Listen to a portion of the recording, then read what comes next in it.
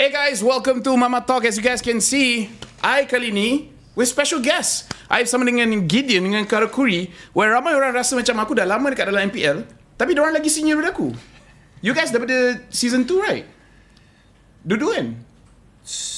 Yes, it would be season 2, right? Zan? You know, I question myself about this. I think you started season 2, no? Yeah. Tak, sebab sepatutnya season 2. Okay. Tapi bila tengok dekat Wikipedia, aku start dekat season 3. So, aku question Apa myself. pula? Sebab aku tahu aku start lebih awal daripada kau. Way awal. Kau season 3 kan? Engkau yang tak, aku season 4. Kau yang sejak aku Jadi masuk. aku season 2 ke season 3? Dua, because I came at 2. I came at 2 and you were already there. Okay, dua then. Yeah. Kenapa kau nak jangan percaya benda kat internet? Okay. What the heck, man? So hello everyone, welcome to Mamak Talk, where honestly dekat sini is more about open discussion about how the League Malaysia has been, and talk about how some difficulties other casters nak really make this into a full-time job. Kau full-time kan? Full time? Kau pun full-time, Full-time. I full-time, but all this while I asyik dapat guest yang semua kena part-time, so it's a little bit rougher situation. But you know, first and foremost, how you been, Gideon? I've been doing good.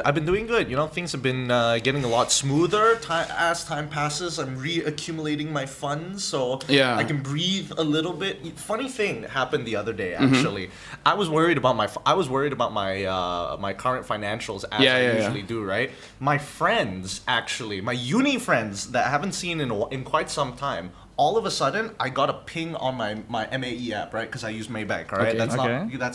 That's public information. What I got was a ringgit, and then it said ping test. What? And I was like, Eh? what the fuck is that shit? So I text my friend. He works at ESL. So Okay. he's one of the graphic designers there. That's why I was like, is this some kind of dumb bit or something like that, right? I told him, what's going on? What the hell is this ping test? What's this ping test for? And he's like, oh, okay. No reply for the next 3 minutes. And at this point, I'm thinking, dude, is this a scam? It's like, dude, I'm asking him, bro, did you actually send the dollar? I can send it back. Did you actually send it? Is this the situation? Is somebody in your account? Next thing I know, 2.4K comes into my account. What? Out of nowhere. Wait, are you live? Wait, during that time? sebelum No. tu, just to let you guys know, in case kalau korang tak tahu, sebelum ni Gideon kena scam. Yeah. Scam. Where what? 20 over 1,000? More than that. More than 20k. More than 20k. Life saving lah gone. Yeah, Okay. all my life savings just wiped out just like that. So I get 2.4K from my friend, right? And I'm like, what the fuck is going on? What is happening? I'm freaking out. And he tells me, all of a sudden, I get added into a random WhatsApp group, and they tell me everything. So my uni friends banded together to pull me funds so that I don't start at zero, essentially. And this happened not too long ago, like a week back. Oh, that's so nice. Right? So at that point, that's why my mood is, I'm in a real good mood today. Huh. But Kawan aku tak macam tu. at least ayat yang dia bagi tu bukan ping test, boleh tak? Yeah. Rose pun dah cakap dia nak ping test macam ni. Yeah, it's so I don't know, it's so sussy. When I got the ping test, I was already just like, amongst esports people, I was like, funny joke. So yeah, that's how my month has been so far. That's actually very good, because like kena scam berapa puluh ribu your entire life savings, that must have been hard. I'm guessing kau taklah seteruk macam tu, Zan. Actually, agak financially not really that well, because sebab kan lepas MPL season 12 12. After the grand final aku tu cluster headache aku baru attack, and after that aku berapa bulan tak dapat buat job because of everyday migraine. Actually kat sini pun mungkin boleh bagi tahu the guests, the fans, but orang pun dah tanya kenapa Zan asyik pakai kacamata hitam. Okay. So cool, Zan. Bukan so cool. Ni bukan pakai spek sebab nak nampak cool ataupun Sebab handsome kau dah memang handsome dah. Thanks. But ni lebih kepada isu kesihatan. For those yang dah lama follow my group, jangan tahu. Tapi yang bagi yang tak tahu, sebab I have cluster headache. So it's a health condition where kalau dia triggers, I will get migraine paling kurang 3 minggu, paling lama 3 bulan. Every single day. And every single day sama ada 2 ataupun 3 attack. So kalau kau tak pakai spek hitam ni kau mati lah. Lebih kurang macam tu lah. Okay, faham. So sebab aku pakai spek ni, triggers untuk kelas adik aku adalah cahaya yang terang. So nak tak nak, I have to use this shade. Percaya ke tak, dekat studio ni, ini jauh macam terang ni tak boleh lawan terang MPL. Yes. MPL tu jauh lebih ini aku tengok direct pun tak ada masalah sangat lah. Tapi macam ni pun still susah nak handle Ni problem dia. Sebab kalau macam tu aku buka, by the way, Daddy kat sini cakap Karakuri is my idol. Thank you Daddy, you're my idol. Tapi dia macam ni, macam kalau aku buka, dia tak rasa sakit, but after prolong of time, macam usually at the end of the day for casting, baru datang sakit. So I can never know whether this light is hurting me or not actually. So to be on the safe side, I have to use this. Like you can never tell, is this gonna hurt me or not? Is this gonna trigger it or not? But either ways, aku invite korang because korang dah cast MPL longer than me. So kebanyakan experience aku korang dah rasa, and then a little bit more than that lah kan. So I want to talk about right now first, the league right now. Do you guys actually think it's okay? Because aku rasa for this season, I'm a little bit 50-50. Parts of it aku okay. Parts of it aku rasa macam not really all that great. It depends on how you look at it, right? At the end of the day, I mean, ini opinion kita. You can say which side yang you tengah tengok. I mean, if you think it's good lah. Yeah, no. If you think it's not good, then not good lah. I think there are a couple of things that are good, right? Okay. Number one, I think that having newer players, new teams come in as an organization is a plus one for me. I'm totally fine with that, right? What I am annoyed with the most is the quality of the games, which is out of my control, right? So that's why I'm not hypercritical about it, because Malaysia is always going to be an environment where some people are going to take it more seriously than others. There's not really like a standard just yet, and clearly the elite teams are going to be stepping above everybody else because they have the funds to do so, right? So that's why I'm not too bummed out by it, but it's still displeasing to see like you could get like SRG versus Homebois for an example.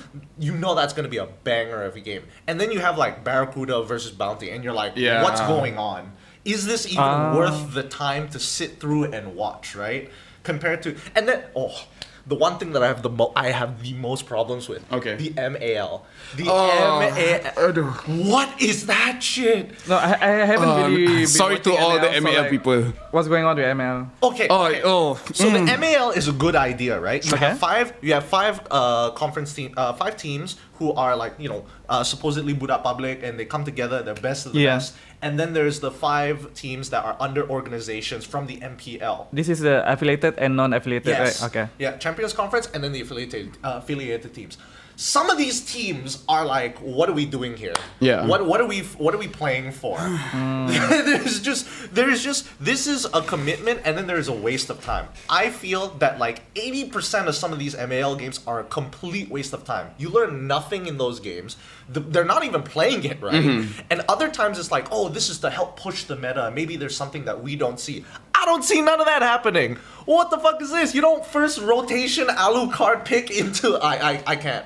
It really bugs me to watch it.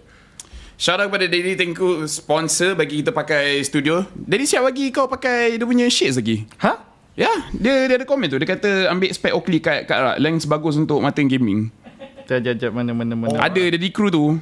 Or since Daddy Crew is already watching, Homebois sunglasses. By the way, shout outs to Leo. Leo is watching as well. You guys, kecam, we speak English. Well, now we have international viewers. Yeah. Trigger warning. Kalau ada, if anyone here is supporting the MAL, we think MAL is a good idea. Yes. It's a good league. It is great. It is what we needed for so long. And then after it happened, do you think is it worth it now? Tak. Okay, macam ni. MAL ni benda yang bagus. Okay, bagi peluang untuk caster shine, teams nak shine and stuff like that. Tapi but I think yang ni lebih kepada infrastructure ML tu sendiri, especially the team yang involved. Sebab like you said, bila team main macam tak tahu dia datang sini main untuk apa. Yeah, true. So like it's pendapat aku lah, kalau dalam situasi macam tu, dia bergantung pada team nak bagi insentif kepada players. Why are they playing this game? Why are you playing MAL? Macam mungkin dalam certain team yang dekat MAL, contoh kalau dia orang ada team yang dekat MPL, maybe they can say like, the best top 3 players have a chance to go up into MPL next season or something, or can even say macam the best performing players diorang akan cuba untuk jual ataupun loan kepada tim-tim MPL. So like something to keep player yang dalam tim-tim ML play for real lah, bukan for fun, bukan for nothing. If you guys nak kita orang berbual more about ML, kita akan berbual a little bit more after this. But first, I think kita kena bagi context sikit. I setuju dengan apa yang Gideon cakap, which is the quality of games. Which korang kena faham. Me and Gideon, kita orang travel, kita dah pergi kat Indo, kita dah pergi kat Filipina, kita nampak quality game tu macam mana. And kita masih ingat lagi the quality of game tu macam mana. So bila kita tengok tak sampai level tu, dekat MPL dah ada koyak sikit lah. Bila tengok MPL lagi jap, like kalau ini kita punya level tier 2, then no wonder kita punya tier 1 kurang okay. But you know, that's beside the point. Zan, what do you think about this season of MPL? You feel like it's an okay season ataupun not that great, especially compared to season yang lepas sebelum ni?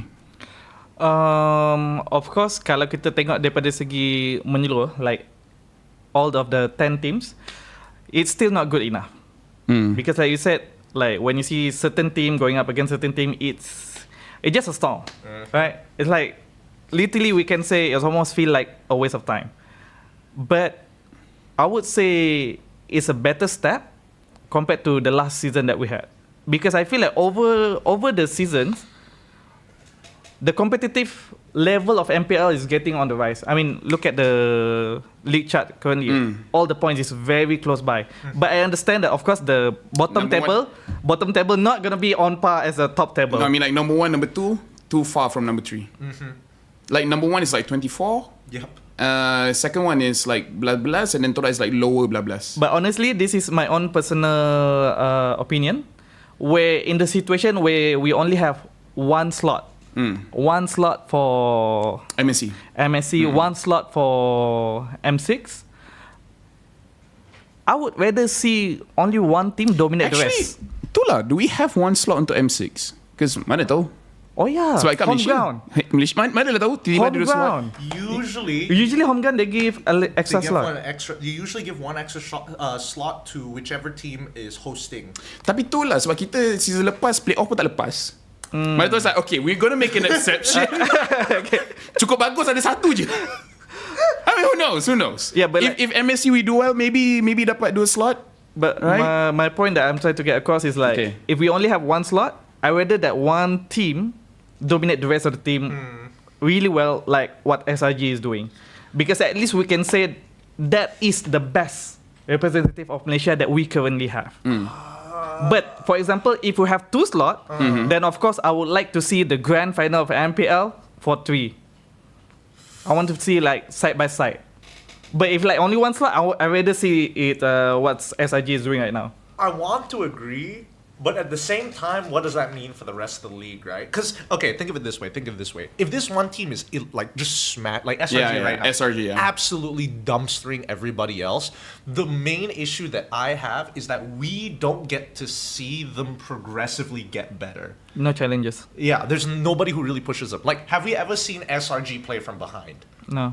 We don't get to see that, so we can't say for sure whether they are an all-rounded team or they're just really good at these 2 phases of the game, and then afterwards we don't know if they can play ultra late. I think only recently we saw them playing like, I wouldn't even say ultra late, but like decent late game. Was it Barracuda? No, KGE, that one, the one that went 20 minutes. Yeah, but even before that, I think Barracuda also, was it Barracuda or Niners also pushes them to 20 minutes. There was 2 games that pushes SRG to 20-minute marks. I don't remember the second game. I remember the KGE game specifically because that one was the one I was excited for. Unfortunately for that one, it kind of, even though it looked like 20 minutes, it kind of felt like KGE, well, at a certain point, realized that like, guys, we got to the stage we've been waiting for, but I don't think we can still win this.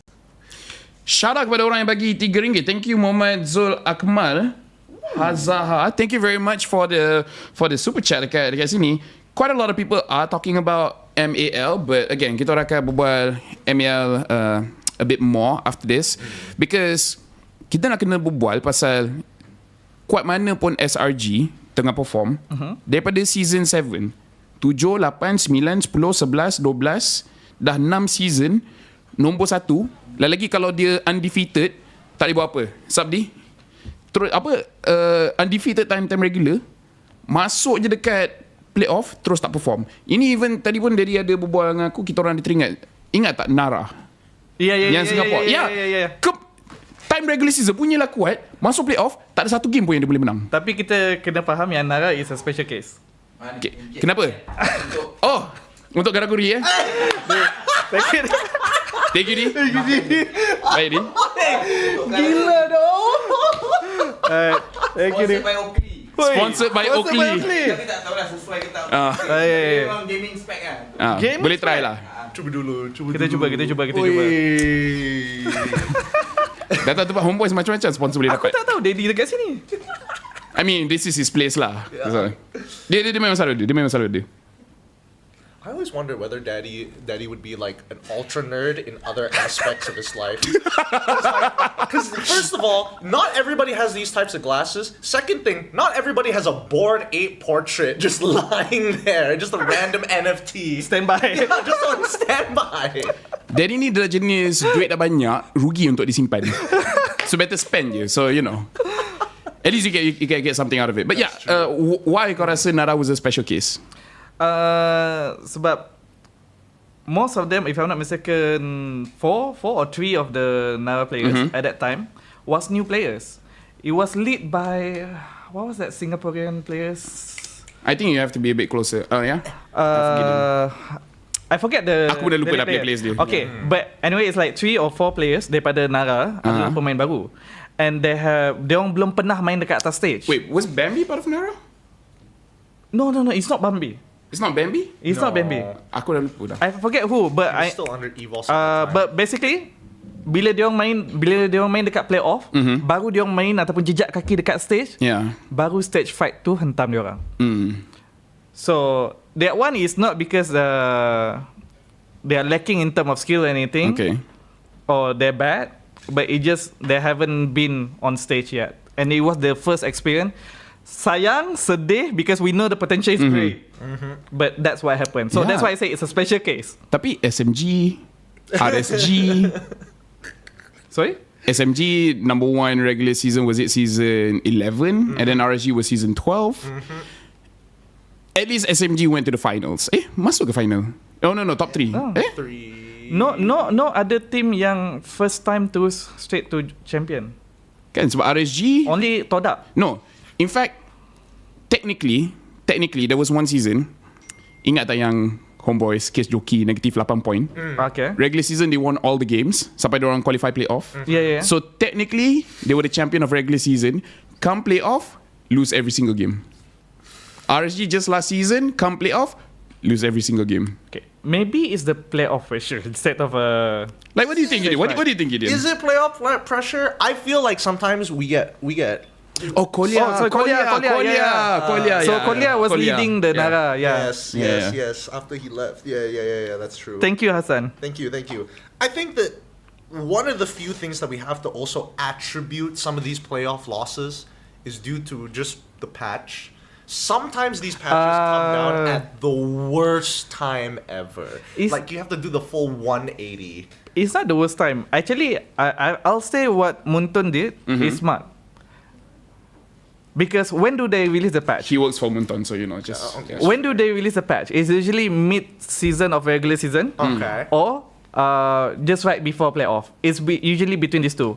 And why they release at this timing? Because MPL is running.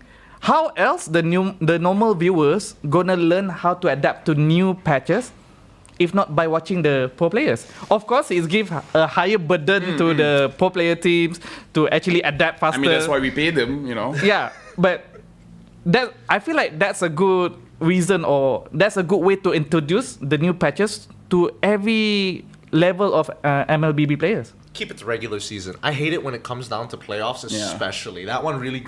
I feel for the players. You prep everything for these next 4 days, and all of that is washed away as soon as the new patch comes, and it depends on how big the patch is. Honestly, like, I'm taking it at an angle. They won so many games that they don't know what's the problem with their team. Right? Because when people lose, at least you can say like, oh, our goal line sucks, our draft needs improving. Because honestly, SRG, ada je beberapa case, dorang kalah draft. I will say this. Dorang memang kalah draft. Yeah. And then they still win. What if during playoff, they don't learn from that? And then dorang still salah draft. But this time, they don't win. They don't get away with it. This one I do agree because there is that phrase where you lose or you learn. Yeah. So, for this, when they don't lose at all, when are they going to learn something? So this one I do agree. And I guess this brought up the point that Gideon was bringing, like somebody has to give like a huge challenges to SRG. I think as of right now, based on off of insider information, right? Week 1, SRG's head guy having a chit chat, giving us information about the team and whether like I mean we were obviously asking him after that first week whether or not SRG is the team that's gonna save Malaysia, right? Obviously we're always looking for that one team that gets us out of groups during an international, and he was telling us that like actually there's a lot of potential in this team, and I think even if right now we had the playoffs, we would be champions. And I was like, Week 1, a lot of bold words. And I'm like, why exactly? And it's the quality of their scrims. The opponents that they're fighting during the scrims. And I think even now, I mean, I'm not going to say who exactly they're fighting, but there's definitely interviews out there which begs the case. Why are they worried about SRG? Oh, AP Brand? I mean, it feels like it at this point. If not, why else are they talking about SRG? I mean, if not, dude, they are doing well in scrims. I come here all the time. I always see Homebois punya scream. Oh, you're just there. There's so many info. Which Homebois has been doing well. I can say that. I mean, they are number 2 now, so that should explain it. I don't know. AP Brand not talking about Homebois though. Jadi kata Zan, kalau lens tu tak okay, so Oakley bagi satu lens yang kalinya warm. Ni bukan dah cukup warm ke? Ni warna kuning. Shafin is in here. Shafin cakap dia sebelum ni Kolia punya mod, I think. Yeah, I used to be Kolia's mod. Yeah. Okay. So, is this the caster Shafin? Yeah, Caster Shepin. All right, cool. Sup, Shafin? How are you? Tayo, baby. Quite a lot of people in chat that we kenal. Ada korang kejap Melayu, kejap English. It's a good thing I don't do subtitles. Oh, penat aku kalau nak kena buat subtitles. Trust me, I would. But if I get the money to pay someone to do it, I would. Okay? Yeah, we were talking about dekat MPL kita. It's so weird. Other regions cannot, apa namanya? They don't feel what we feel. MPL ID dah berapa kali on it number 1 regular and then terus champion. We don't have that in Malaysia. SRG might be different, but Stormy is my boy, okay? I love the guy. Tapi ada, I ingat masa grand final lawan dengan Toda, I think I see him choke lah. So I'm worried. I hope this season he doesn't choke during playoff. Yeah, because during playoff we see a lot of chokes, and ada orang tanya tadi much earlier dekat dalam kita orang punya stream. It's like what's the problem? Why is Malaysia not improving? Blah blah blah and all those kind of things. Personally, for me, it's not easy. Okay, for you to get the same level as Philippines, Indonesia. I mean, like we've been trying for years, right? Orang suggest kita ambil import players, kita buat, tak dapat. Import coaches, kita try, tak dapat. Pergi bootcamp, pergi dekat Philippines, stay sana sebulan, 2 bulan, kita try, and macam tu juga. It's just very, very hard to adapt. And the problem is that, macam orang kata, no matter how much we progress, everyone else at least progress the same pace as we are. So if we're 3 steps ahead, everyone else is also 3 steps ahead. At least that's my point of view lah. I think ni yang sedih lah.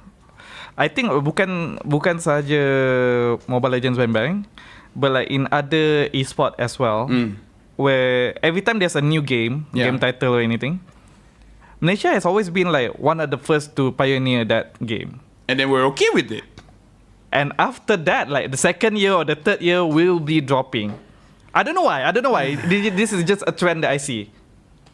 I'm trying to figure out what games you're talking. I know Dota's would definitely one of them. PUBG, but PUBG Mobile or like PUBG PC? PUBG Mobile. PUBG Mobile. Okay, yeah. Because I mean, like, yeah, you do game champion. Yeah. So that's why I say, like, when like a new game title come out, Malaysia will be like one of the best team.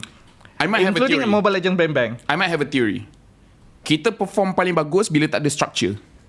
The moment when it chaos. The moment ML ada structure, habis kita. Kan during those times, main MM dekat jungle, kan? Main Aurora and all those kind of things. Kita boleh perform. During those times where 3 mm, 2 mm, when there's no structure, Play Malaysia boleh perform. I don't know why. Ada orang bagi super chat, Adin, the middle guy is a noob.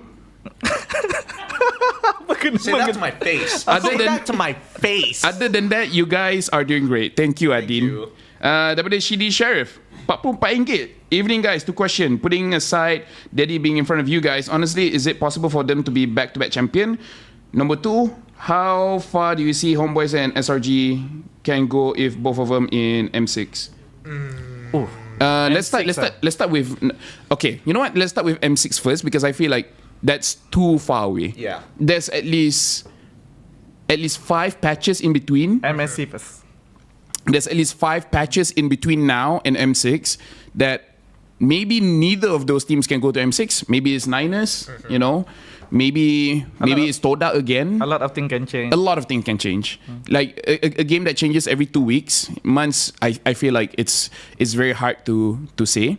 But what we can say is regarding the first question, Homebois, do they still have a chance? I feel like untuk aku, Homebois team yang lambat gila panas.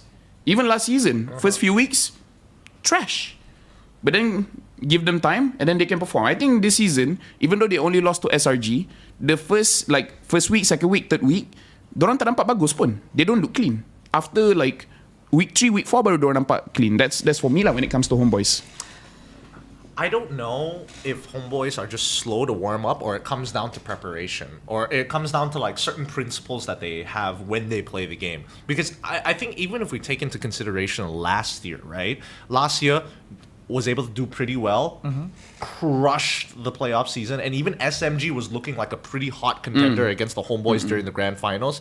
Come the international, what happens? We're beating certain teams, we're losing to teams we shouldn't lose to. So I think that Homebois have a very good chance. It really boils down to preparation. What I'm more worried about is when we get to the international, there's only a certain level of preparation that you can achieve. You can prepare for every single one of those games, but on game day, right? Yeah. The level of preparation for each one of those teams is going to be significantly different because there's only 24 hours in a day, right? There's not enough time to be able to have that unless you've got like 6 analyst teams doing each team, one team each. Yeah.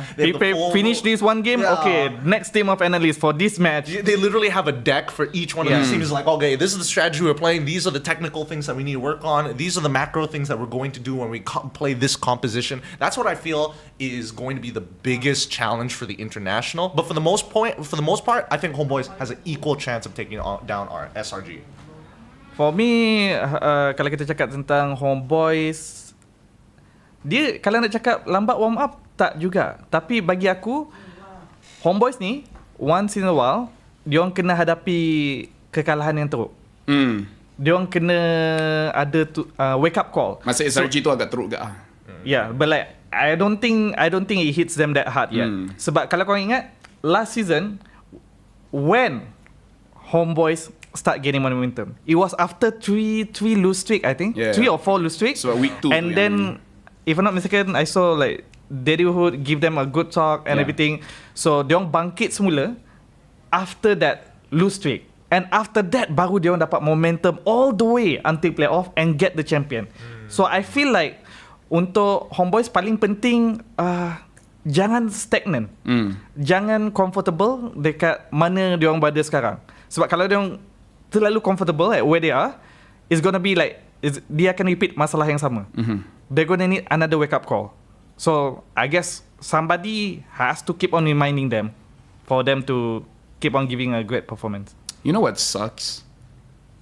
Even your training is good, your outcome is not good. That doesn't make sense, right? Like dekat Scrim menang 4-0, menang 3-1, and bukannya dengan team ayam, kan? Lawan dengan Onyx, lawan dengan IP Brand, lawan dengan Echo. Time dekat Scrim, and even though it's not like dorang test meta, they're playing real heroes, blah blah blah, trying a new strat ke apa benda, menang. But when it comes to tournament day, still tak perform. That sucks, man. Like I've been through that. Like no matter how good we are during training, somehow during game day, I think it's two separate like I wouldn't say atmospheres, right? But it's two separate, what do you call it? Characteristics, attributes, some may even call it, right? There are some teams that during their training and their mentality of I want to get better is stronger than I want to perform. Because the outside factors involved, including like playing up on stage, some people thrive. As soon as they're on that stage, it's like a completely different person. During training, maybe not. And I would say that most Malaysians at this point, not everybody is stage ready. And that's the concerning part, right? Because you can have the best scrims in the world, come down on game day and still lose that match. Which would you prefer? A team that does well in scrims or a team that does well on stage? On stage, of course. I think Laphel pun pernah coach. So dah pernah tengok scrim team macam mana. And bila tengok scrim, kita tahu macam players, okay, on scrim, maybe you are at 100 or 105 or 110%. But the sad part is, bila game day, what we keep on seeing is like, our players is like at 80%, 90%. We know they can do better. But like you said, maybe the different mindset on practice and also the game day itself. Hands are cold. Yeah. It could be it's like something. The crowd is loud. I don't know. I don't know why. But like, it's sad to see when that happen. Because you know how much effort players given during their training. Adin ada bagi opinion. Dia kata unpopular opinion. SRG dominance is going to be another jago kampung come international. What do you guys think? Meaning like SRG is only good here bila dia keluar is like not the case. It's tough.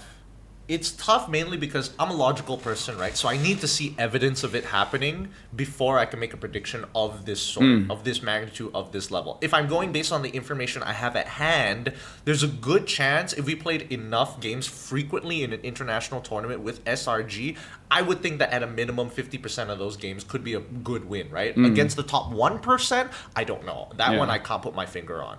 I think locally, yes, they are good. Internationally, there is a chance, but I would much rather a chance at making it out of groups.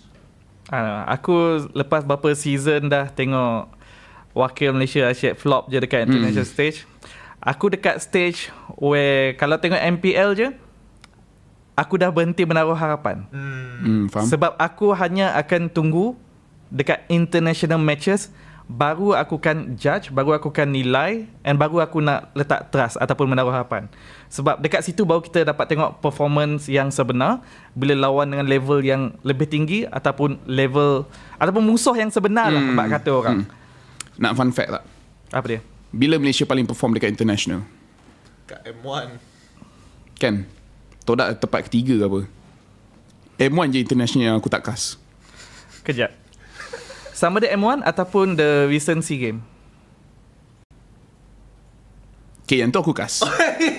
Although sebab M1 tempat nombor 3, SEA Game nombor 2. And just to flash a part of the selection punya committee, kita yang pilih the players. So you involved in? Yeah, you involved. So itulah cakap, kalau kita nak cakap pasal the best performance, was it the M1 or the SEA Game? Oh, actually SEA Games was pretty good. Dapat kat Philippines. Come back lah.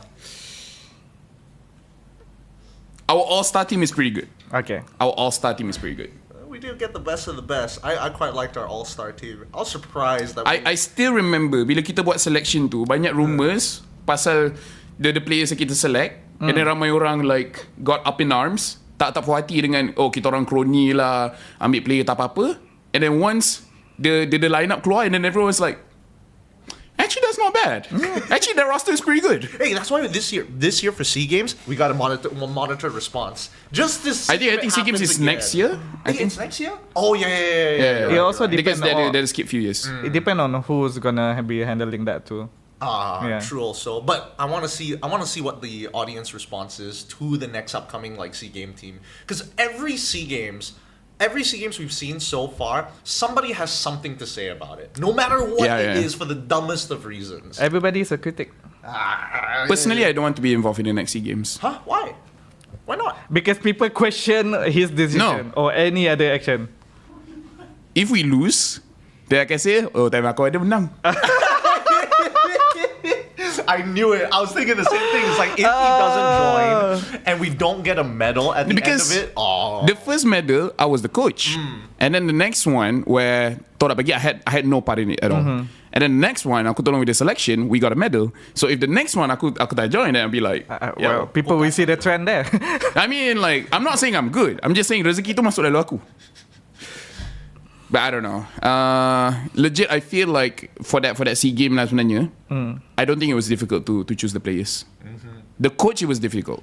The coach was, The coach was difficult. The players, aku rasa anyone in our position, even say caster MAL ke apa, aku rasa diorang pun boleh pilih the same kind of people lah, because they clearly shine the brightest lah during the selection. And I think this something yang people kena tahu tentang the selection. Not every players perform as normally during the selection than normal game. This my God. people need to know the reason why, like the one that chose, which mean waktu selection tu memang diorang tunjukkan yang terbaik. Yeah. I swear, I remember sitting in on the call. you exactly what he's talking about, because me and Zam were on the same Discord, watching the exact same game, and we were so excited for one guy. I'm not gonna say who. This person fucking shit the bed. He was doing some weird ass shit, and then it was like, and you could see the domino effect. Usually, if it's like one person doing bad, the other four are doing like relatively okay. But you could see him slowly affecting the Every other single players. one, yeah. And then soon it was just 5 people not knowing what to do at all, and just like fucking trolling in the game. Yeah. And we were like, what is happening? What is going on? It was so painful to watch. Oh. By the way, ada orang kata Coach Becky should ada di SEA Game. He was in SEA Game. Yeah. Becky was in SEA Game. As the assistant coach atau the analyst, I can't remember. Did he get a medal? The coaches didn't get a medal. Yeah. Sad. I got a medal. I feel like, and then people say it's not normal for the coaches to get a medal. What? Yeah, I feel like the coaches should get a medal, no? Is that normal? I mean, I don't know. If we're coming from traditional sports, I guess. Yeah, I don't know about the traditional sport, whether the coaches get medal or not. But before that, I don't want to bagi super chat. Another two. How well you guys think MY champ gonna do with Tier S and A incoming MSC, upcoming ISF? Are the locals gonna be good going against other regions? Shout out to Gideon, my favorite caster. Thank you. I'm gonna say we're gonna do shit. I'm gonna keep your expectations low. Don't expect Might as us, well, right? Yeah. Don't expect us to get yeah. out of the groups, but secretly everybody wants us to get out of groups. That's the truth. We want to get out of groups so goddamn bad. I'm so sick of it. I'm so sick of watching Malaysia not make it out of the group stage of all things. Get us in a playoff bracket. We need to get back to where we were. You wanna read what Jace has to say? Sure. Where is it? I feel this season Singapore will not improve but deprove. We don't have any good local homegrown coaches as compared to MY right now. Hey, that's not true. No, in MY it's mostly international coaches. But Yeah, what are you talking about? You guys got Saiful. I mean, we got Pubs. No. What happened? Like back then, it's always been known that Singapore had the best coaches. Yeah. So like, what happened? Oh yeah. Well, Like you guys get dumber? Coach Ziz, right? Zace, yeah. Zace. Coach Ziz. And then James. James. Ah, yeah. And James. There was one more. Who was coaching EVOS that season? He was on the broadcast. He was on the broadcast at one point. He was on the desk as one of the analysts. I'll No. what the name is not coming to me. That's all. I'll get back to it. Nash. Nash? I mean, Nash was a coach as well. He was okay. It was alright. But was it Nash? I know he. Wait, was it Nash? Not the one that I'm referring to. Wait, Okay. let me continue with this. I love it when Kuja coached for RSG SG, and man, they performed well. Singapore right now really is Coach Diff. Amox. Yeah, it was. That's what I said. Amongst. Was it Amox? Yeah. Amox did involve in the desk. Okay. I would say that I don't know. I feel like Singapore is in a really weird spot compared to the rest. I of don't know. I haven't been checking out MPL SG. Okay, understand. even if you don't check out MPL SG, like the esports ecosystem there is not healthy at all, right? Because it's like hard to sustain. It's really difficult to sustain. They don't have a large landmass, right? So Singapore naturally cost of living is high. a lot higher compared Yeah, to Malaysia, yeah. Indo, Philippines, for an example. So being involved in esports where you're not making, sometimes if you are lucky, you win a tournament, you might be able to get by like maybe a month, maybe 2 months even, depending on how big the tournament is, right? But generally, how often do these types of tournaments come into Singapore? And even that is an issue in and of itself. So it's not really sustainable to be a professional player realistically. Not to mention there's also national service, which takes out your like golden age.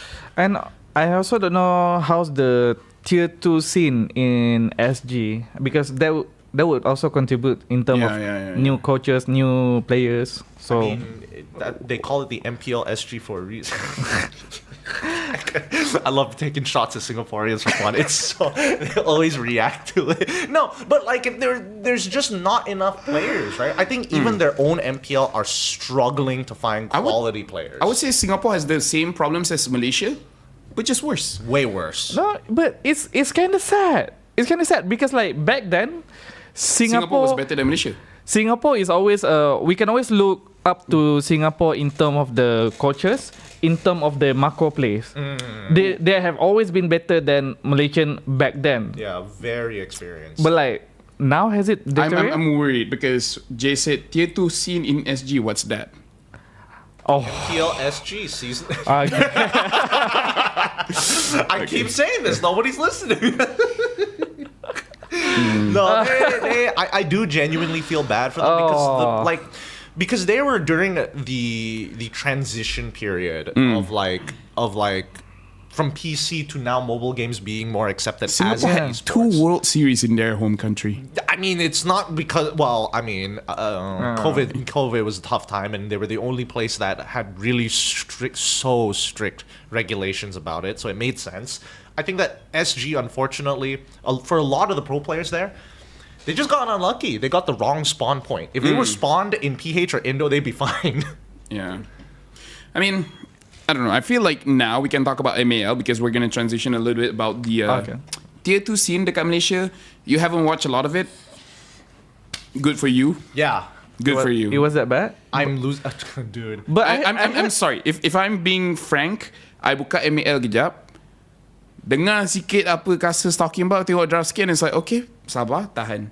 Masuk dalam game, a few things happen, like, I need to switch the channel. But I heard there were like some really interesting meta from ML, like Belleric It's not bad, Jungle, yeah, Belleric Jungle, yeah. Esme Goal. So like, isn't that fun to watch? Dia macam mana? Quite creative and all. It's creative, but the execution isn't all that great. Oh, And I'm sorry, I dah bagi tahu the producers of MAL that some of the casters need to brush up on their knowledge. Like ada kata, this draft ada problem because dorang tak ada tank killer. You know, tak ada orang to kill the tanks. And then aku tengok lah draft tu, team sebelah ada Xbox. Ada carry. Faham very interesting. Very interesting. Oh, team sebelah tak ada hero yang boleh bunuh tank. Ada Xbox kat sebelah. And I'm like, okay, faham. It's one of those things where your reaction to this was basically my reaction to the MPL sometimes, like a couple of years back. Because once you've been to an international, it changes you. Betul, to like betul. People who are like, oh, I'm not a wine connoisseur. I can't understand the fancier things in life. Like, I like mushrooms, but I've never tried truffle. And as soon as you try it for the first time, you're like, whoa. I can't go back. Yeah, it's hard. The benchmark has been set. Yeah. There's nothing much you can really do about it realistically, but It's like kita orang dah biasa tengok how the lot dance is executed, and then no one is doing the lot dance because we never get to that point, right? if you can even call it a lord, like they're fighting over the most minuscule of things that I would say, like to me the MAL is very locally branded. Like everything about it is so local to the point where it hurts. Because to me, when I watch MLBB, I am not looking to have a good time. It depends on what you would consider a good time, but I'm not looking to be like, to make myself feel good about my ranked games or anything like that. I want to learn something. I want to see what the executions are, or at least what the thought processes of some of these players are trying to do. I don't get much of that from the MAL. So to me, it's like, it's brain rot to a certain degree. Some of these games are actually not bad, right? I think the what is it? What's the name again? Red Riot. get. Yeah, right. They're like, oh, they're pretty okay. I think that they're. That should be their number one. Yeah. If I'm not mistaken. But the thing is, when I can't confidently say that they are like MPL ready because of the fucking people that they fight. It's just you're kicking kids for fun. I think you know what makes me disappointed in MEL the most. What? Is that the affiliate teams kan dorang ada some kind of tie dengan the MPL teams kan. I feel like MEL teams don't use the resources of the MPL teams. You're so Right? true. Yeah, it Right? is. It is so evident. It is so Like evident. here dekat Homebois Syndicate, they get to ask MPL punya coach, MPL punya players, what they're doing wrong, macam Chibi macam mana aku nak pakai link, blah blah blah, and then dorang akan ajar. I don't think the other MEL teams is using the advantage, faham tak? And I feel like that's such a waste, and and it's like it's a place to develop the players, but it's not really a place to develop the players. It's just that dorang main kosong gitu. Kalau macam tu, might as well it become a different team. Yeah. Kalau tak ada connection langsung. The worst part about this is that for any of the affiliate teams, there is no excuse for them to be doing worse than the champion conference players, right? So when they do lose, like maybe they lose 1 or 2 games, that's totally fine. Yeah. But to consistently lose in the manner that they do, that's what pisses me off, right? Because number one, it just shows how little either. I'm not going to directly blame an organization. It's either the players don't really care or the org doesn't really care. That's the thing. I feel like macam mungkin the players doesn't have that incentive to actually strive to be better or like to perform better during the ML, because like you said, if they're not performing well, we need to know like why, and this is up to the organization to actually go dive in and like figure out the solution for Tapi, it. isn't that dah tunjuk like difference yang besar between Malaysia dengan other regions? Yes. Because other regions, any chance dorang nak main, dorang akan main betul-betul because dorang tahu they're easily replace. Yeah, because okay, kalau kita cakap macam easily replace, that should happen. Kalau kita tengok macam dekat Indo, kita dah pernah tengok MPL dengan MDL swap macam tu je bila PS1 tak cantik. Tapi macam dekat ML, mungkin sebab ni baru season yang pertama kan, season pertama. So macam team yang dekat MPL pun belum utilize fully, or maybe dekat ML juga for me, like doesn't know how to use it properly. For me, I hope I'm wrong. I hope the players more passionate. Sebab aku gini kita orang pernah pergi Filipin. And trust me when I say, hidup kat situ susah. Memang susah. Kalau mana budak-budak ni, diorang dapat peluang untuk masuk MPL ke MDL, they will fight teeth and nail untuk kekal dekat situ, you know. Like money is very important. Semua orang memang nak kerja ada money, but bila you starting out, you don't really have that privilege to really care about money. You just want to perform, you want to get your name out there to the point where you can start demanding stuff. Awal ni you cannot demand. So kalau aku rasa bukan. Aku rasa budak MAL semua dorang main passionately, they're trying their best. But if someone is not doing their best just because kita orang dapat apa, I think that's a bad mental to be in. Ni perbezaan mental bila kita cakap tentang main untuk hidup ataupun main untuk hobi. So I think jelas dekat situ, sebab kita memang tahu banyak ada interview tentang player-player Filipin like this esport is changing their life for the better. They're working hard for it. And kalau kita cakap tentang Indonesia, cukup kita tengok jumlah penduduk dia orang, like how big is Indonesia.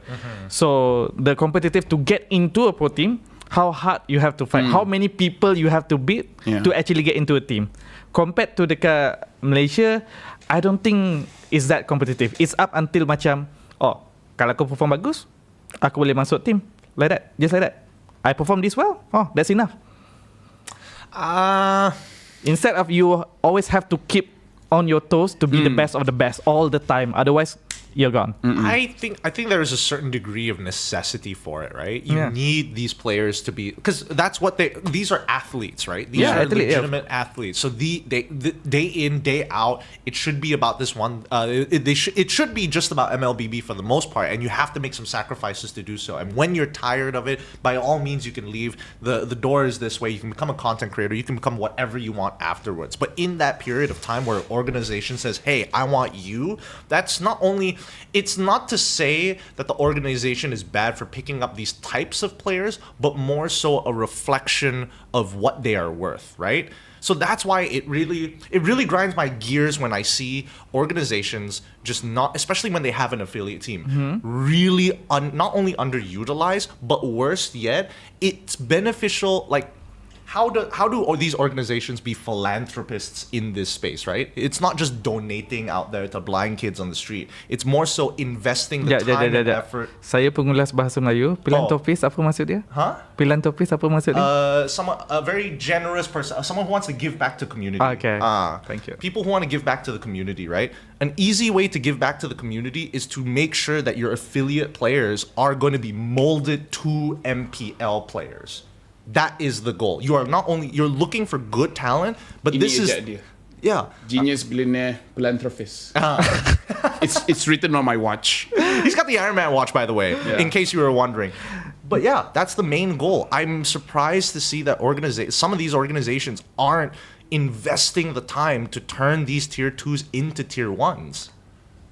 Aku cuma risau kalau currently yang tim-tim affiliated untuk ML ni, the players yang dia orang ada hanya untuk stop other MPL team from taking them.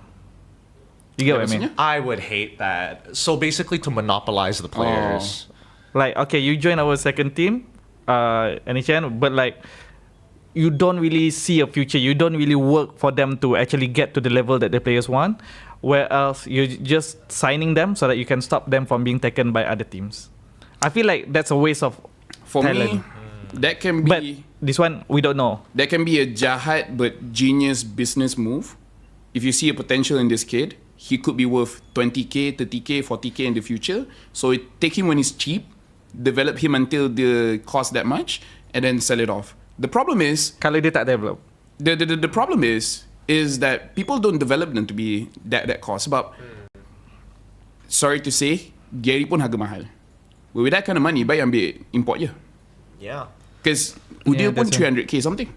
And when you get him, you don't just get a good player, you get marketing as well. Yeah, that's true. Kan? So it's like kalau teams yang business minded, because I talk with some of the people, some people do have this kind of mindset. I see potential in this kid, I can pay him for 6 months, katakan a total of 5,000 ringgit. It can be that cheap. 5,000 ringgit. But then aku akan jual balik dalam 30,000, 20,000. You have to make sure that it's worth it lah. Some people, that kind of price is worth it kalau budak tu betul-betul perform. Some people, that price doesn't make sense when you can get it much cheaper. So I think there's a case where people might do that. Okay, so let's apply this to some real cases, right? Okay. Real life cases. And I think the most evident one would be Link Eza. Because Where's Link Eza? Now into the void. Now yang last aku dapat tengok is dia masuk balik Lunatics. Dia masuk balik lunatic. We talking about like blacklist lunatics, or we just talking about lunatics? There's a difference. Dekat Malaysia, I think. Oh, then it's just lunatics. Why? I think I saw it dekat Facebook group ataupun TikTok. Someone say that Link Eza daripada RSG masuk Lunatics. I don't know, man. I don't know, man. So this comes down to the question of monopoly once more. Is monopoly, like, I understand the business aspect of it, and I don't think it's entirely wrong. It is quite a, like a, what do they call it? What is that thing? It's not synonymous. There's a word for it where it's beneficial to both parties. Like I said, it's a genius move from the business side. But like, if they don't utilize the players fully, then I feel like it's a waste. It's cruel to the players and it's bad for the other team. Link Eza is a kid. A lot of these guys are kids. So it now comes down to the question of how, like, there's two ways, two answers to this argument that I've talked about with many people. Either one, you educate these kids how to look at a contract, or have a guardian who's smart enough to look at these contracts. Because some of these are like really predatory. Yeah. It's like, oh yeah, we'll give you this amount of money and we're going to book you for 8 years of your life when you're 16. So you're only free once you're at 24, which is the cutoff age for a lot of these players' golden eras, right? When they reach their peak. So that's a potential problem. And then we have to look at the other side from the business perspective. If they do not invest the time in these young players to kind of flip the profit, nobody else is going to do it. I mean, let me just say, that one sale dekat Gary single-handedly saved Team Hub. Just selling one player, Team Hub boleh operate one more season. So, you know, it can make or break. Fox bagi RM50. Well, as far as I have to say, ML is just starting platform. I do agree players and casters have a lot of loopholes. Agreed to the three of you. I mean, like, kita orang tak like criticize teruk sangat. We're not saying like they're the worst thing in the world. We want to see them at least for 5 seasons, 6 seasons. Rasanya in that time span ada banyak yang boleh develop to become much better. Kita punya criticism, it's not like we don't like them or anything like that, No, but it's because like we want them to be better. like from our professional standpoint, we've been doing this for years. You know, kita perhatikan apa orang cakap, the players how they play, the draft, blah blah, and we can have a guess at what's going on. Because kita dah berapa season dah, right? All the team punya problem kita dah pernah nampak. Casters benda yang cakap in front of the camera, behind the camera, we've heard all of it before. That's the truth. That's true. That's why we have the title, the dark side of the being a caster. Man, maybe that should have changed a little bit more broader scope of esports. But I think it works the same way, right? It's tough. We're not saying that they should shut down. Obviously, that's Yeah, we at want least this to 6-7 continue. seasons. Yeah. Yeah, I mean, I've been raving about like we need an MPL for the longest time, and only this year did we actually achieve it. I don't expect it to be great straight off the bat, but I definitely wish that we had a better starting point, like starting earlier at the very least, so it can develop over time. But since it's the very beginning, this is as much as we can give in terms of criticism, and hopefully they improve. People take these guys seriously. I hope the viewership improves. Actually, I would say paling pun kalau kita nak cerita pasal dark side caster, it's all about money lah. Nak jadi caster ni ada quite a few things that you have to tahan first lah. Awal-awal banyak free job kena buat. Tak free job, it's like you pay very very little. And just untuk korang tahu, macam even kita orang yang cast dekat MPL, cara kita dapat duit is that kita get paid by the day. And kenapa aku rasa it's relevant untuk bagi tahu korang, sebab orang tak tahu sama ada kita bayar bulanan, bayar one shot untuk buat satu season. Aku rasa still dekat tier 2 they pay by game. Kan, it's like how many games per day. It's like katakan they say RM20 per game, right? So ada 3 best of 3, so RM60 per day katakan. I don't know. oh, that's rough, dude. Dude, it's That's rough. That's Tapi aku rasa yang ni kita boleh masukkan dalam daripada segi aspek player juga. So macam daripada players macam mana nak jadi pro, join je mana-mana team, join je mana-mana tournament, just do it. So sama macam dengan caster juga. Waktu baru nak mula, baru nak bina nama, portfolio and everything. So kadang-kadang cast je lah apa yang ada, apa peluang yang ada. So kadang-kadang mungkin cast waktu tu tournament yang percuma je, and after that barulah mungkin RM20 satu game. And after that up based on your pengalaman, based on your achievement. Dan achievement daripada caster ni lebih kepada apa tournament and at what level kita cast. Sebab kadang-kadang adakah hanya qualifier ataupun regular season ataupun actually grand final. Of course orang akan lebih pandang kepada grand final lah. That's basically the cream of the top. Ya, ada orang pun cakap next week please Gina kasih Malay, masuk karaoke in English. Macam tu. Most probably tak dapat. Something yang aku boleh cakap yang orang mungkin tak tahu is that kita orang punya say best talent award, a lot of the work is kerja yang korang tak nampak, right? Because macam Zan kata tadi, kita nak build kita punya portfolio. Part of the portfolio yang kau kena buat is macam mana kau senangkan kerja production. Kan, it's like banyak benda yang orang nampak dengan orang tak nampak. Banyak when it comes to kenapa dapat job is benda-benda behind the scene. Kau punctual ke tak, datang on time bila dah bagi call time, sebab kebiasaannya dia bagi 2 jam 3 jam before the show start. And percaya ke tak, even dekat MPL orang still ada yang datang lambat. I think terutamanya kalau casting freelance, I think any other freelance, how professional kita buat kerja tu sangat penting. Sebab anyhow tu akan bawa reputasi kita. And kita juga kena ingat dalam industri ni, industri yang kecil. So macam semua kenal. Kalau cara kita buat kerja tu tak baik or tak, let's say macam lambat datang kerja or anything, percayalah mouth to mouth akan happen. Kalau kita kutuk orang lain, orang akan tahu, and lagi susah tak, sebab industri ni kecil. So that's why at all time be professional. At least uphold your own work lah. Yeah, you always got to do your best in this industry. And like you mentioned, it's super small. Who knows, right? For most people, I think the biggest problem that I see is that they're too scared to try. No. Most people are just too scared to try. They start asking you all these questions about casting, and it's like, dude, have you casted a day in your life? And most of them say no. And it's like, you won't understand the relevance of my advice until you experience it yourself. Okay. Ni I think like what you said, I want to bring up more points to it. How macam mana aku boleh dapat kerja cast aku yang pertama, which is direct kepada MPL, which waktu tu aku adalah streamer. Yeah. And aku dah penat push rank waktu tu. Penat. Sampai sekarang tak push rank. Back then, okay, dulu. Okay. By the way, sekarang ni rank aku dekat warrior, kata silap. Anyway, so waktu tu dah penat. So, okay lah, main dengan viewers, custom dengan viewers. Kena bully pula dengan viewers. Penat main dengan viewers. Dah, aku buat custom, viewer lawan viewer. Korang je main. Sebab kalau tak, dalam tu aku seorang kena target 10 orang. Faham. So, bila dia orang main, bukannya boleh cakap apa-apa kan, like, because I'm not doing anything. So, acah-acah mengulas lah waktu tu. Hanya acah-acah. It was just for fun. But, somehow, live stream tu, if I'm not mistaken, it's either Adam Spatenka or Ikuto referencekan that live stream, that moment bila acah-acah mengulas tu kepada production, and from there I get accepted. So like Gideon said, just try, just do it. Even pelak A pun dapat Even pelak A pun dapat. Even So pelak A mungkin pun kalau korang buat live stream, korang just acah-acah buat custom, or even like for Scrims or anything, who knows, mungkin tu yang akan bagi korang peluang kerja yang kita tak tahu.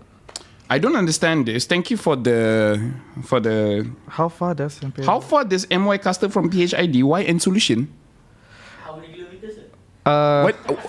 What is the question? The solution will be the flight ticket, I think. Yeah, I think how far is like a few thousand. Why? Okay, I How can answer far? why. Why Because in Bunton pays us to do so, and I don't think we can go against our contract once we say yes to it. The solution, I don't think it was a problem to begin with. Wait, what do you mean by how far? If you I don't get it. I don't get it. I'm not 100% I don't get it. sure. as casters, if you think we suck, then no. Tak. Tak, aku tahulah aku Antara- pengulas BM, but I don't understand. Let me just say, during M3, Malaysia was the pioneer juga as part of the. Basically, ID before this no system at all. Right? During that time, PH dengan Malaysia, we created a system yang semua caster, all the regions pakai sampai sekarang. You know, it's not just Malaysia, it was Philippines as well. During that time, baru Merco datang.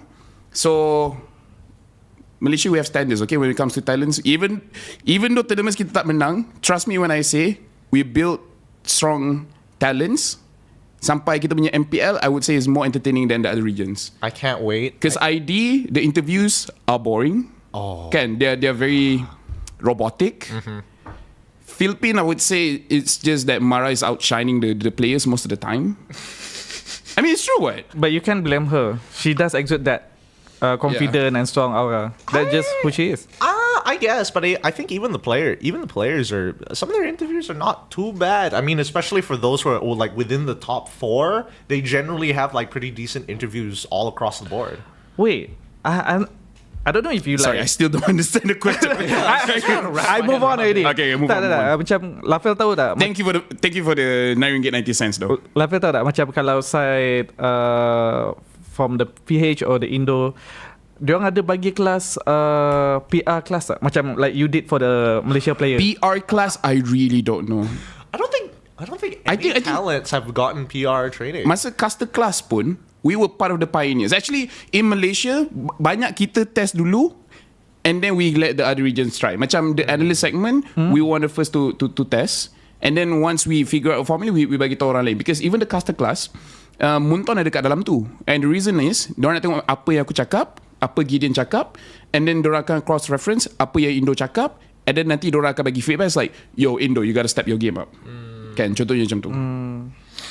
But PR class, I really don't know. Because aku rasa bila aku bagi tahu orang yang kat Malaysia, I was involved in the PR class, Yeah. they acted surprised. So But- I think tempat lain tak buat. Because I feel like semenjak kau buat yang PR class tu, all the players in MPL Malaysia last season was it? Yeah. Yeah, last season kan. They Terus. all answered interview way much more better. The flow was just that much more fluid. So like I think kalau macam other region also adapt, I guess at least helps with the boring interview part. Yeah, well, I mean, it kind of be applied. Like I would say 70% of the players took the PR training to heart. The other were concerned with everything else because we still got some players who were just going yes. Yeah. That's why actually for this season aku cakap kat dorang, sesiapa yang dah buat personality macam orang jahat, keep it that way. Untuk orang yang tak boleh nak buat personality jahat tu, well, this class is for you. Sebab tu kita nampak even Zaim Senpai dah start cakap lebih banyak, where I told him you don't have to be toxic if you don't want to be toxic, you know. Just say like, oh, I win because of my team, blah blah blah. Aku bagi dorang beberapa set answers so that dorang boleh pakai for that situation lah. Oh, okay, here it is. Maksud aku, thank you again for the ni. Maksud aku, how far the quality and knowledge of our MY casters to be compared with other regions? Why is that happening? Is there any solution for those problems or loopholes? Santai, tak perlu refund. Dia daripada RM9 jadi RM45 dah. Yeah. Really wants to know this answer. Like, First of all, quality and knowledge, MY casters to other regions, at least for the English side, I would say it's okay. Because aku, Munton and Gideon, kita orang letak benchmark yang agak harsh. Sampai behind the scenes, aku banyak kali marah jugalah orang. Munton pun ada juga marah orang. Sampai kalau aku cakap, kalau aku time kau masuk dulu, banyak caster tak lepas kan. Because I would say dulu nak masuk caster MPL quite easy. Nowadays is very hard. Okay, sebagai contoh, kalau aku set aku punya standard, tak ada satu pun MAL caster masuk MPL. That's how harsh my standard is lah sebenarnya. Good thing you weren't there because I had to do that job. I had to sit there and realistically talk to Adin and be like, we have to not only teach these people, but at the same time we have to quality check them, which is like so contradicting to do. And wait, before that, okay. I would say antara proof yang kita orang semua okay in terms of knowledge and kita orang punya quality, international punya cast, kita tengok game ID, kita tengok game PH, kita still predict draft dorang. And belum game start, kita dah boleh cakap dah what's going to happen. And then kita boleh analyse dorang punya team fight macam mana, dorang punya macro play macam mana. So when it comes to knowledge and the quality, it's all there. And the quality yang Malaysia ada, yang actually no, I would say MPL standard sekarang semua orang dah ada, which is we all have the personality. Kita dah tak ada dah orang yang cast, kau just pada cast. Yeah, everyone has personality. Okay, Zan, you want to say something? Tak, cuma nak faham lebih lanjut lagi tentang soalan Shidi Sharif ni. Sebab bila dia cakap quality dan knowledge Malaysia caster compared to other region, does he means macam yang kita lacking ataupun kita lebih? Untuk because it could go both way, but which direction? Based on the context. Sebab dia minta apa? Solution. So I'm guessing reference kita macam kita lacking. Kita lacking lah kan? Okay. Personally, I travel and aku pernah travel ke tempat lain untuk aku ajar caster orang. So yeah. Indo for the MPL. Oh, so that's what you were there for? Not exactly, but they were saying lah that there was some talent yang macam don't know how to bring out their personality and stuff, because Indo the problem is it's just Mirko and everyone else is like Oh, this is on the English broadcast. English. Oh, I thought you were helping on the Indo broadcast. I thought that would be crazy. Laphel talking shit to Ranger Irmas. Oh, Ranger. No. Ranger Irmas was very nice because cool. I had breakfast and dia cakap he learned a lot from us. Because the things that we told Mirko brought it to them, and then diorang macam, bro, before you guys talk to Mirko, kita tak tahu ada sistem ni. We didn't know there was a play-by-play, there was a colour, like what was that? Yeah. And then diorang cakap lepas implement sistem tu, baru kerja tu senang sikit for the casters. Now there's a system. Sebelum ni memang tak ada sistem. Yeah. But I have to say, even though aku pergi Indo to help them out, most of the English talents they develop by themselves and Mirko tolong. I didn't help that much. Aku just pergi dekat sana to give them a different feel of how it feels on the desk, and then they just got used to it. Yeah, give them a little spice. I think like from my side, because I of course tengok lebih banyak kepada side BM, I think daripada segi knowledge tak ada masalah. Like Dulu je. dulu je. yes. Sekarang nowadays tak. But like sekarang tak ada masalah. And I think if anything, sekarang ni untuk daripada knowledge yang ada, nak delivery yang knowledge yang ada dengan cara yang nicer or better or according to your own persona. But I guess that one in terms of quality lah, but like that one really depends on each individual caster on how they want to improve that. Because right now kalau tanya, kita orang, even though kita orang kat Malaysia, kita dengar je gossip daripada Indo, gossip daripada PH and everything like that. So kalau ada mana-mana caster yang tak perform kat Malaysia, Indo dengan Filipin pun aku tahu. Kalau dia yang tak perform dekat Indo dengan PH, sampai ke kita pun tahu. I would say other games are looking at MPL because no matter what region, everyone has a standard. You don't see ID dropping their standards because of dorang punya talent. Malaysia, we don't drop the standards because of our talents. Same thing with PH and even Singapore. Everyone has set a standard. The moment katakan someone from Singapore drop their standard, Munton akan try settlekan, and if to the point where Munton kat situ tadi nak settlekan, diorang akan minta pertolongan daripada Munton Indonesia, Malaysia, Filipin, and then the moment diorang tadi nak settlekan, they will ask the talents from other regions untuk settlekan. So when you talk about solution, ini antara kenapa kita orang geram yang MAL punya affiliate team, diorang tak gunakan those resources. Macam kita orang dekat Malaysia ni pun, kalau kita tak sempat nak tengok games kat ID dengan PH, kita just contact diorang, and within a few minutes, every knowledge that you need, you can have. It's very quick. It's very quick. Siap ada documents about it. Yep.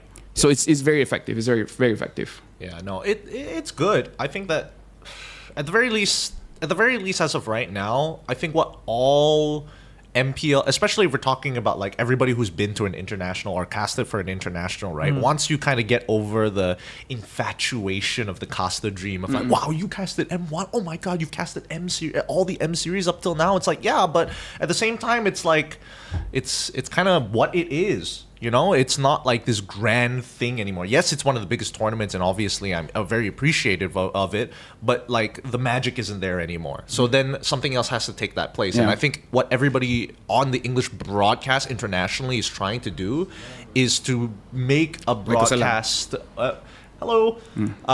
to make a broadcast that can pull the attention of viewers from everywhere else. Because I know for a fact most people are going to be like, mobile games?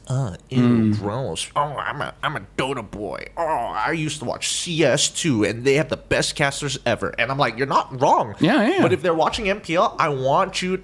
if these other people who don't play MLBB are watching like M6 or MSC, if I can make them like...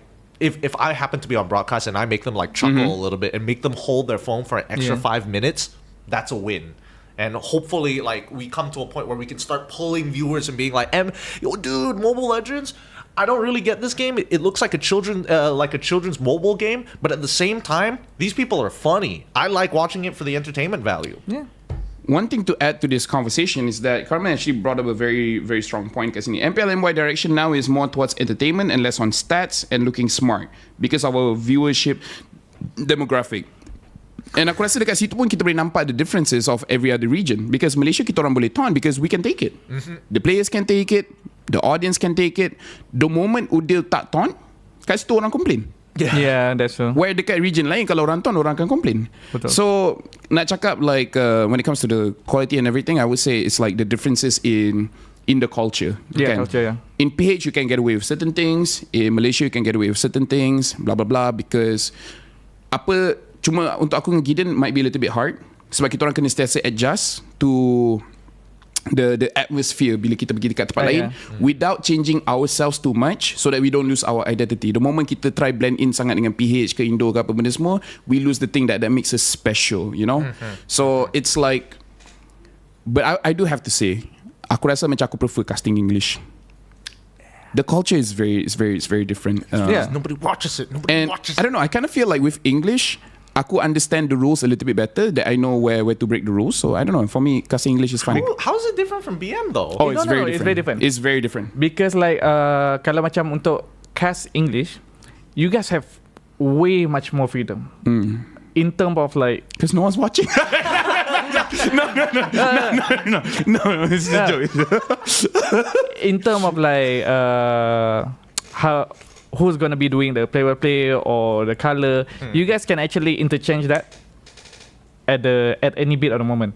But like for BM, it's more strict, but it's more towards because kalau dalam bahasa Malaysia, in bahasa Malaysia, there's too much flowery words that you need to use to get a point across. Tak Compared tu Sunfrost. Sunfrost ada kat dalam ni baru. Hello Sunfrost. Good luck lawan dengan team MPL, whoever it is. So macam kalau dalam kosakata English, it's like a lot of thing you can shorten it to deliver the same meaning compared to the BM. So that's why we really have to stick to our role. Because otherwise, other people not gonna have enough talking time. But you guys, since you guys can use like much more shorter word to deliver your point, you can interchange, and it does seems way much more free and more fun. That's from my point of view. You know what's the most great but difficult thing about casting BM and casting English? Enlighten me. The sense of humor. The sense of humor. Wait, as in one is better than the other? No. The jokes you use in English, you cannot use in BM. Oh yeah. The jokes you do in BM, you cannot use in English. Yeah, they don't really translate that well. So that's number one. Okay. Number two, the energy is much more different. And number three is the technique. Different techniques are way more effective in BM broadcast than it is in English broadcast. For example, when you go into the game, the tunnel, in the English broadcast, the flowery words that we use to enter into the game is much different than the ones in BM, because the ones in BM is stretched out way bigger, and we have to use a lot of filler words? Not filler words, but try to describe the sunset with as much detail as you can. As I said, like flowery words, but just to get across one point. Yeah. Because Sunfrost did I start this like poetry kind of speaking style that people really like. And even though kita orang tak tiru Sunfrost, but kita dah faham dia dah set a certain standard. So other people in their own way have to do that intro very, very well, because that's part of the thing yang banyak audience is looking forward to, where in English people don't give a shit. You just go into the game, you can say whatever you want. But in the Malay broadcast, that part is to the point where you have to start rehearsing what you're going to say, and you appoint who's going to say it, and no one can interrupt that person when you're in that moment. Damn. That's what I say. Much more freedom. There's differences. There's differences. Okay. I'm just looking at Mars across his hair, and I'm hoping just do the one word. Just do a one word opening. Going through the tunnel, you just say one word and you stop. See, This Saturday. just to see how everybody else reacts. Just to see them like, Papa sekarang. And then Like already Nak pass kelapa to ke? Mas, and then Mas, kenapa tak cakap apa-apa? Mas, start. Macam tu je. dah start ke? Dah start? Oh, dah start. Okay, yeah. Aduh, hai. Just the mess with people. That's interesting. I never really thought of it that way.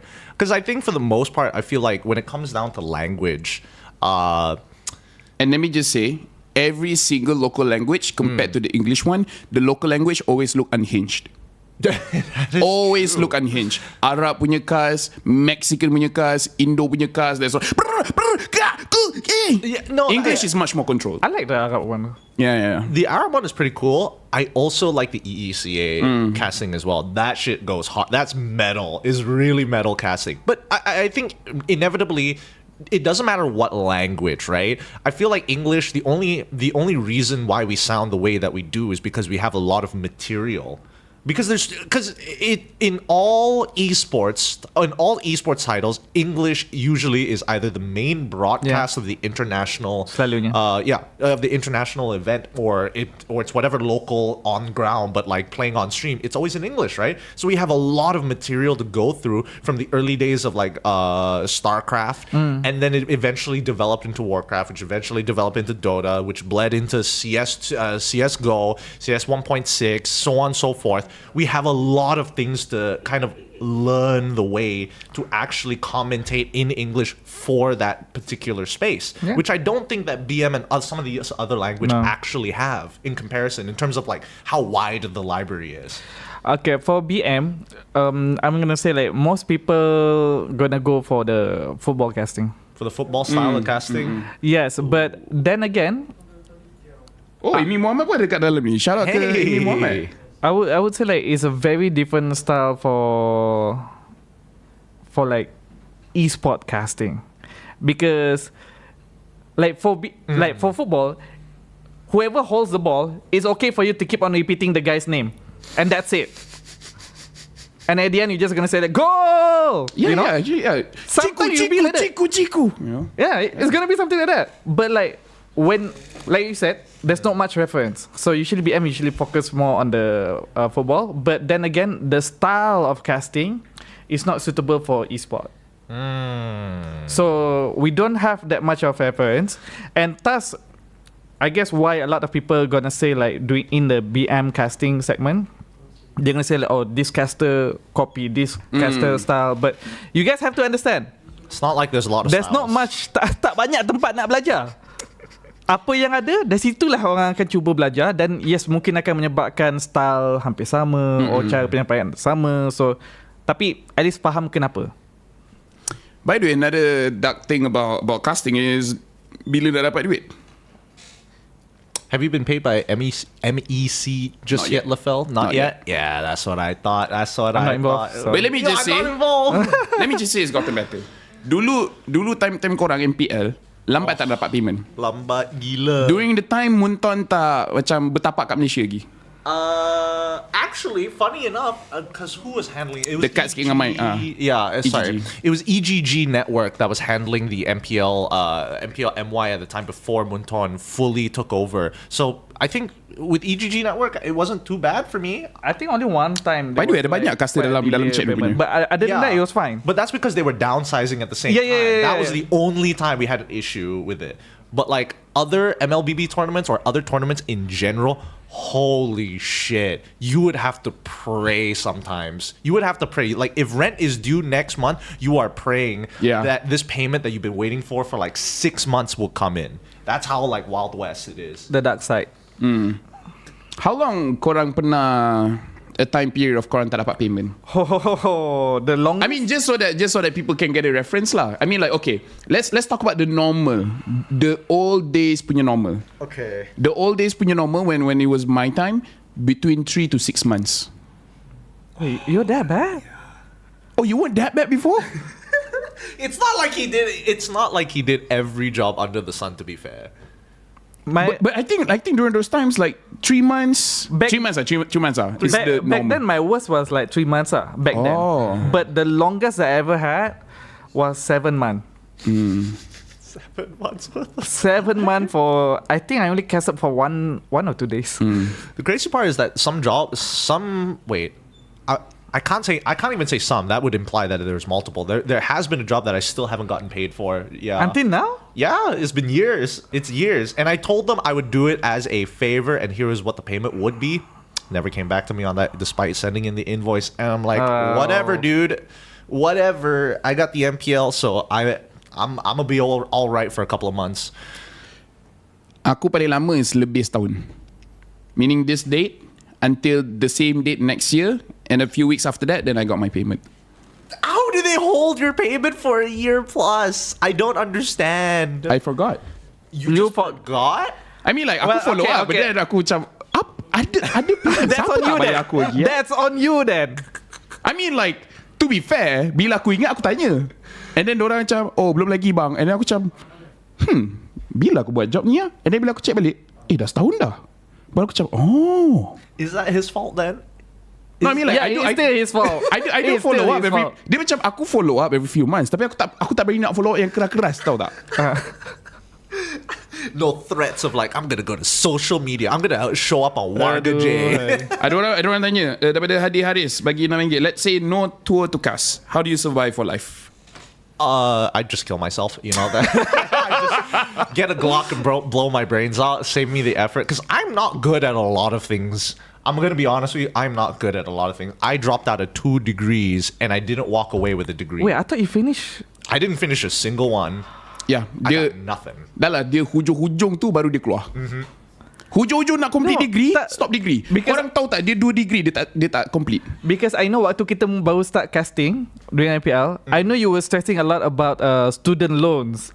And I thought like, oh, okay, so you must have completed your studies and everything because you are that devoted to finish up your student loans and everything. But you didn't even finish it? Yeah, and I still have to pay my student loans, by the way, which I'm still doing to this day. Aduh. So that's a little bit of my bad. That's my bad. I didn't realize I was this devoted to esports, but at the same time, it's just what it is. It's what it is. Actually baru aku teringat dia cast bahasa Cina. Yeah. Mesti style casting dia lagi. Don't know. Oh yeah, no. Yeah. Nak sebut nama hero pun lain.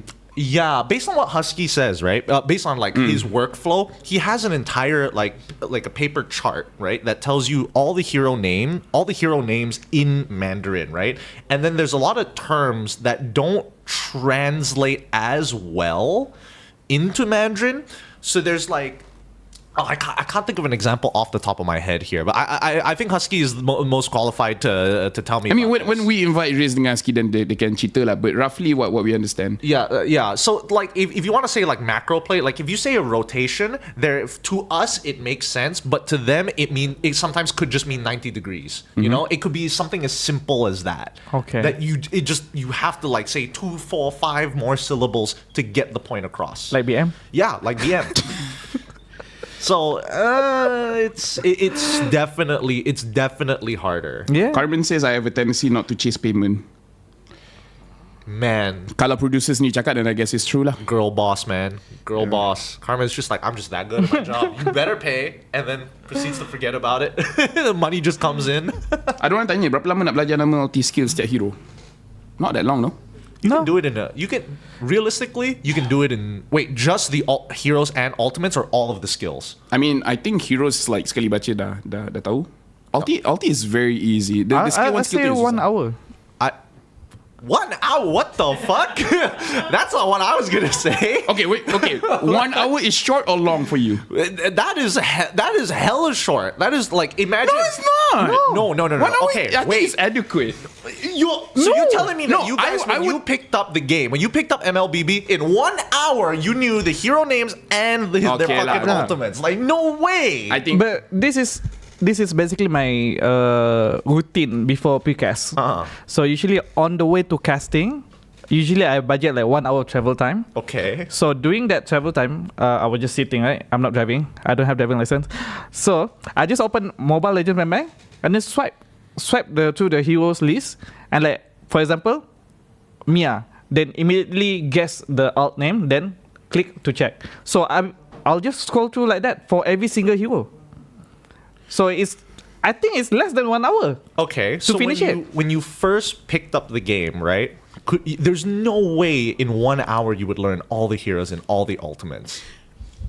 This guy is built different. Actually- What the actual fuck? You're so full of shit. I do not believe you. Nowadays, I believe, because nowadays pun kan, everyone, I think, okay, my personal opinion with the people that I've talked to, I think nowadays knowing the skill names is not impressive anymore. Yeah, it's like, Because even the players pun cakap, like, contoh dia pakai with dragon.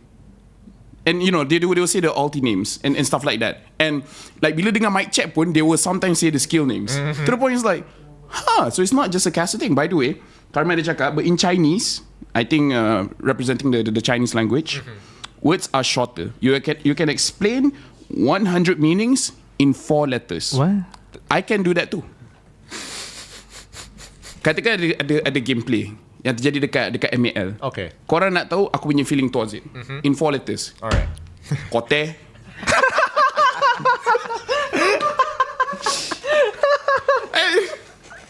Kau dah faham. You don't watch the game.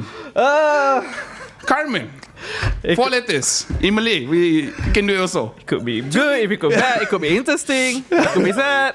That's funny. To be fair, where Carmen is coming from is that the Mandarin language, the Mandarin as a language is reliant on 4 tones for each one of their letters and their words, right? So you can have a million combinations of those 4 tones that mean completely separate things. So I can definitely understand where she's coming from for sure.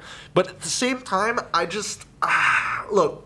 Skills and abilities, it's something that is learned over time. And I think I'm happy that players specifically are learning the names. Or at the very least, they say it because they've heard it so much. Yeah. Maybe it's attributed to the casters who have done their due diligence. I feel it is. So we influence people. Exactly. So pats on our backs. We definitely deserve that one. But the other thing is that when there is no standard around, when there is nobody who's actually doing it, right? It definitely didn't take me 1 hour to learn all the skills and all the names and all the heroes in one sitting. I mean, to be fair, you didn't complete 2 degrees. That is also true. He completed his I didn't have any degree. And yet I feel like he's smarter than you. You're making this worse. You're making this way worse. Fuck, man. He made the smarter choice. You're lucky we don't share rooms in internationals. For me, it took me 2 weeks. Oh, Sultan ada kat dalam ni. Shout out Sultan. Hey, shut up. 2 weeks for me to learn all the heroes and all the skill names. You show me one or the other, I would know how to say it straight away. Another thing I know why you're a bit different. You came from a different game. Yeah. For me, ML is my first love. Yes. Oh, he also owns a different game. Yeah. So it's like for us, otak dah kosong, we absorb it very, very fast. But you had to forget what you learned before, and then you had to learn something new. Not really. I think a lot of the same concepts were applied. I think the same can be said about Zan, right? Because I came from a League of Legends background, right? That was my go-to esports of choice, League of Legends, right? Everything was my whole life has been described by League of Legends, and now it has evolved to MLBB. Zan, you came from Dota, right? Yeah, from Dota. You came from Dota. I think we can both confidently say a lot of the concepts translates over. And maybe not exactly, but roughly. A lot, but when I was a Dota player, I was just a dumb kid. Literally that toxic player, that trolling player. Yeah, I really legit zero knowledge on Dota. No. The thing is, dalam komen pun ada orang tanya, antara semua caster siapa dark system? Memang Zan. Kenapa aku pula? Kau yang warrior. Okay. Dia lah yang pakai Franco jungle. Tak. Kau tak boleh cakap aku dark system. Kenapa? Sebab aku tak kacau kau rank up. Oh, rank down. Tak ada. Kita ada tournament sebelum ni. Zan coach kita orang. Datang pun tak. Dia sepatutnya draft tau. Dah lah kita main global band. Cak, for this week tak jadi kan? Oh, jadi. Disebabkan kau aku quit terus. Okay. Aku tak join mana tournament lepas ni. PTSD terus PTSD. Hey, at least I got my win. After so many years, I got my win and I'm like, okay, I'm settled. Paling best kita join tournament ni sebab kita dapat bantai Munton. Tapi Munton technically got better, you know. Harrison pakai Farsa and stuff. Yeah. Cuma Gina je lah hanya bisa Hanabi. Siapa yang hanya bisa Kagura tu? Kagura? Siapa I want to say it may be not Munton, but the production side. I forget siapa. But Kagura dia memang padu. Hey, production side different beast, man. Diorang ada pro player, okay? Yeah, they're crazy. Those dudes are nuts. We do you guys eat? Ass handed. Dekat ni ke? Murni is quite nice kalau nak makan, tapi diorang nak makan dah. Nak sponsor Murni. Keep sponsor. Yeah, I all had. Korang tak dengar, tapi Gideon punya girlfriend cakap diorang makan tadi pakai kad Gideon. Kenapa kau bagi phone kau kat diorang? Trust. That's why. Trust.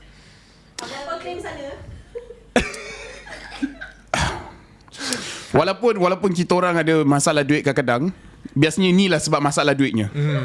Tahu-tahu duit tu orang lain dah pakai. Kita dah kerja berapa jam sehari, tunggu berapa bulan dapat payment. Tengok kenapa setengah dah hilang. This is why I check my Maybank, like when they send you that receipt of your full documentary of what you purchased. I look at that religiously just to make sure I'm not fucking up. What? You don't have to. I got no comments, right? Orang yang ada girlfriend, orang yang kahwin tu hati-hatilah. Kita orang kerja, you know, and then we get the money. Duit kita duit dorang juga. Yeah. Kau tak ada bini kau dekat sini. She could be watching, to be fair. We never know. Sebab tu aku cakap dekat girlfriend dorang, masuklah Islam. Bila masuk Islam, duit laki, duit bini juga. Kalau korang kat luar sana, perempuan, masuk je Islam, duit laki duit korang. Korang kahwin, korang kaya tau. Betul-betul jauh topik kita lari ni. Tak, this is my strat, you know. Makes sense. Korang tak ada duit, kahwin orang ada duit, jadi Islam, ambil duit dia. Dude, that's my next plan. By the end of the year, it looks like I'm joining Islam, so hopefully make sure that I'll be rich one day. I'll make it. I gotta give up Christianity to ensure that I have a tool, like my EPF going healthily for once. That's the dream. Wait, now that we sway quite far, I forget what topic we were on. Something about money. Yeah, something stuff about money, and also first loves in terms of games and how to translate over. Yeah. I mean, generally we did come from different backgrounds, but I think at the end of the day, it's about like, I feel like for most aspiring casters, most of them are too scared. You know what? Let me rephrase. Are too pussy to do the bare minimum. It's true. How many? I always do this. I tell every single new aspiring caster, film yourself, record yourself doing a cast, and listen to it. And that is like a bare minimum because it requires you to put just enough effort just to listen to yourself back. Yeah. Most people don't do it. And because they don't do it, I ain't interested in giving more information because that is just one. If you can't even do this simple thing, everything else that I tell you afterwards, it's not going to be applied. By the way, this is a good question which kena dengan the thing that you're talking about. Thank you for the $2 Oh, I got Singapore dollars. That's good. Let's go. How does one become a shoutcaster for MLBB or just esport in general? Which technically is what you were talking about, lah. I mean, I think he missed it, but Karakuri already told how you got in, right? Yeah. Where you basically make your own mockcast during your live stream. Yeah. But how about you? How did you get started? All right. My story I've told like a bajillion times. I'm more curious. Laphel's one, if I remember the details correctly, it's something. No, for me, everyone has their own way. I think my way is a little bit difficult because I got a SEA Games medal first. So, you know, get a team, join SEA Games, win at least the bronze medal, and then cast. Interesting, as I mentioned. Well, at least production know that he's gonna be a caster with knowledge. Yeah. It's Yeah, but imagine kalau tu aku cerita kat orang. It's like, hey, how do I become a shoutcaster? Win a tournament. Do you have a bronze medal in a SEA Games? Or Yeah, just represent your country. Represent your country first. Wait, you started way earlier than us. Yeah. But just to answer for me, honestly, what I did was promote myself, which I think is basically what we're all doing. The thing is, you have to know what we did back then may work now, may not work now. Yeah. Because the platform is different. Because in our time it was Facebook. And Now the it's TikTok. standard is higher. Yeah, now. the standard is way higher now. Like when it was our time, you don't have to know the skills. Yeah. Now you have to know. Yeah. No, the standard has definitely increased, but at the same time, it's just not a lot of people are willing to live. As much as this feels like a fantasy lifestyle to most of y'all, it's like, oh, you get to see the best MLBB games. You get to travel all across the world. Like, what happens when we're not doing that, right? Then we are technically freelancers, like trying to scavenge up as much as we can to hopefully eventually buy a house one day. But in terms of like how I started, I think I was like fairly lucky. Before this, there was this company called Gina. Okay. These little rat bastards. These rat. Not what I thought you would say, but okay. I you're gonna say good stuff. I am gonna say good stuff about Gina, but definitely in terms of like All right, here's the thing. So Gina had this program, and they were basically covering a bunch of games. For those of you who were born during that time or enjoying or had to use it because there was nothing else to use, Garena in this sense, for playing any games whatsoever, but the majority is going to be whether you want specifically League of Legends or whether you wanted Blackshot, if I remember correctly. Yeah, those were like the two main titles that they have. They also have their like separate server IP thing. Wait, Blackshot is the one where you shoot. There's like a logo of a coin come out. I think. Yeah. I played that one before. It was like our version of Sudden Attack. Essentially. Okay. Like our local version of Sudden Attack. So during those Garena days, they had a program looking for a host. Now, me being a kid, I didn't know there was a difference between a host and a caster. I just assumed we are looking for a talent, and I'm like, I'll try out for it. So I sent him a shitty little video, and they apparently liked my charisma, so they called me back. Right, I got the call back, and I was freaking out because I'm a kid. I don't have a lot to go off of. I don't have a lot of money as well, but I got to figure out a way to take public transport to get to KL, to get to their office where they had the auditions. So I went into their auditions, met other bunch of people, and then afterwards, they liked me, and they're like, okay, we have an event in Sunway University. That's where we're going to try you out. You and one other guy, right? So they tried us out, and during this time, I was getting to know the people at Garena. Now, let me tell you, the people at Garena are still, well, I don't want to say a majority of them, but like a good chunk of them know about the Garena days, right? Okay. That's what we call it, the Garena days, because it was either a good experience or a bad experience, one or the other. You will always experience both sides, never one exclusively. So I was talking to them, and they told me that they actually had multiple programs. One being the hosting one, which I just was a part of. The second one was writing, and the third one was actually shoutcasting.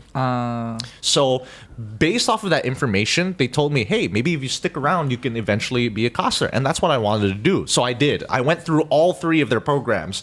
Yeah, I went into their writing one. I wrote for their blog. And then eventually I did the casting one at the very end, and I got accepted as a caster. How?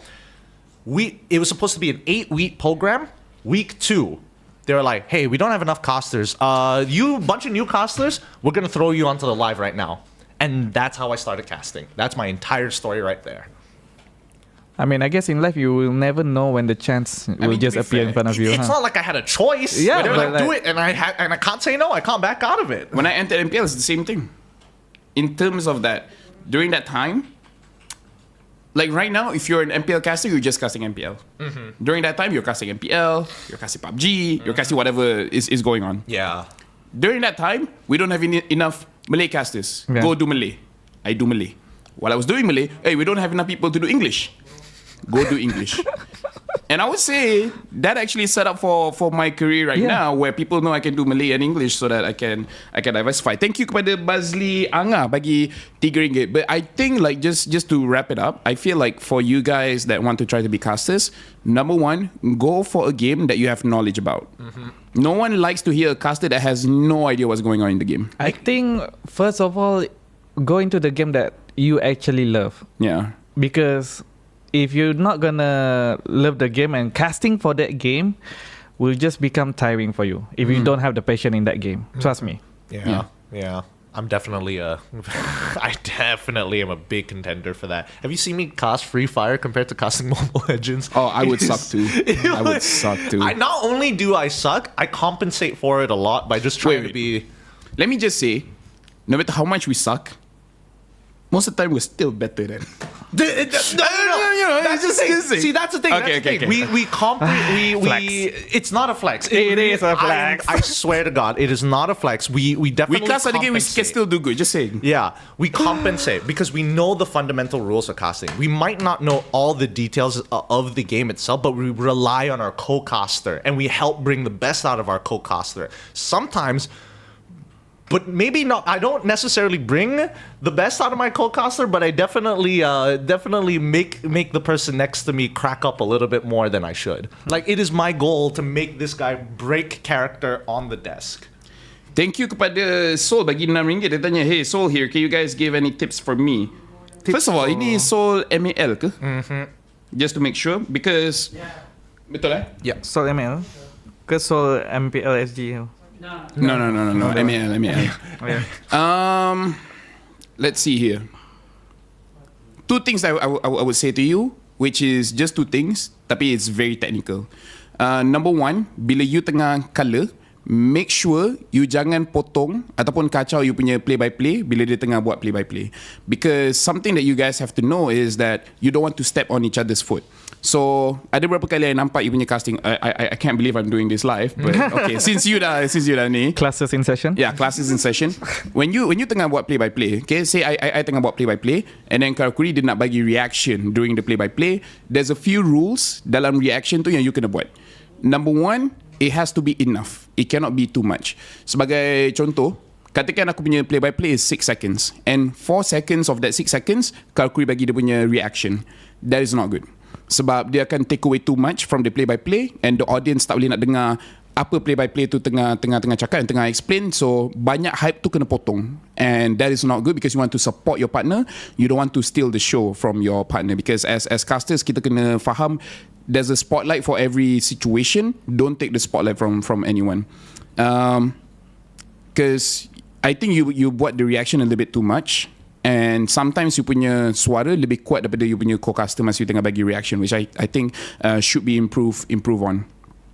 And okay, second thing is just game knowledge. Third thing was something else. What was it yang aku nak cakap tadi? Can't remember. Honestly, can't remember now because I had a different point other than game knowledge. But game knowledge, I think kena brush up. Oh yeah, try to find your own style because sekarang it sounds too much like Sunfrost, and akan susah nak compete bila dengan orang yang memang sengaja atau tak sengaja untuk bunyi macam Sunfrost. But you have to figure out how to make your own style. You baru start, so no pressure on you. Orang yang baru start ni, you can do whatever you want. Tapi for you to be known better to everyone else, you need to have your own style. Aku punya style orang tak boleh nak tiru. Gina ada punya style orang tak boleh tiru. Zam punya style, kalau kau tak pilih kau memang tak boleh tiru. And I don't know, aku rasa banyak orang punya style sama dengan Sunfrost, which I don't think is good. Tak, dia back to our point earlier discussion where for BM cast tak banyak yang kita boleh reference. So that's why I said it's gonna end up like newer caster gonna sound like the old caster or the already established one. I'm not sure, but My Game On pun ada kat dalam ni. Hello. My Game On. Sol ni dia color caster No. So in MAL kau tukar. So boleh play by play, boleh color. Generally he's a play by play. Aku rasa dia punya play by play bagus. Tapi dia pun kena tahulah bila dia buat color. Okay. I guess like just want to leave out one tip because I guess a lot of newer caster tends to overlook this thing. So macam kita cast untuk game, kita study untuk game, kita study untuk player semua tu. But one thing that people don't do is study the co-caster.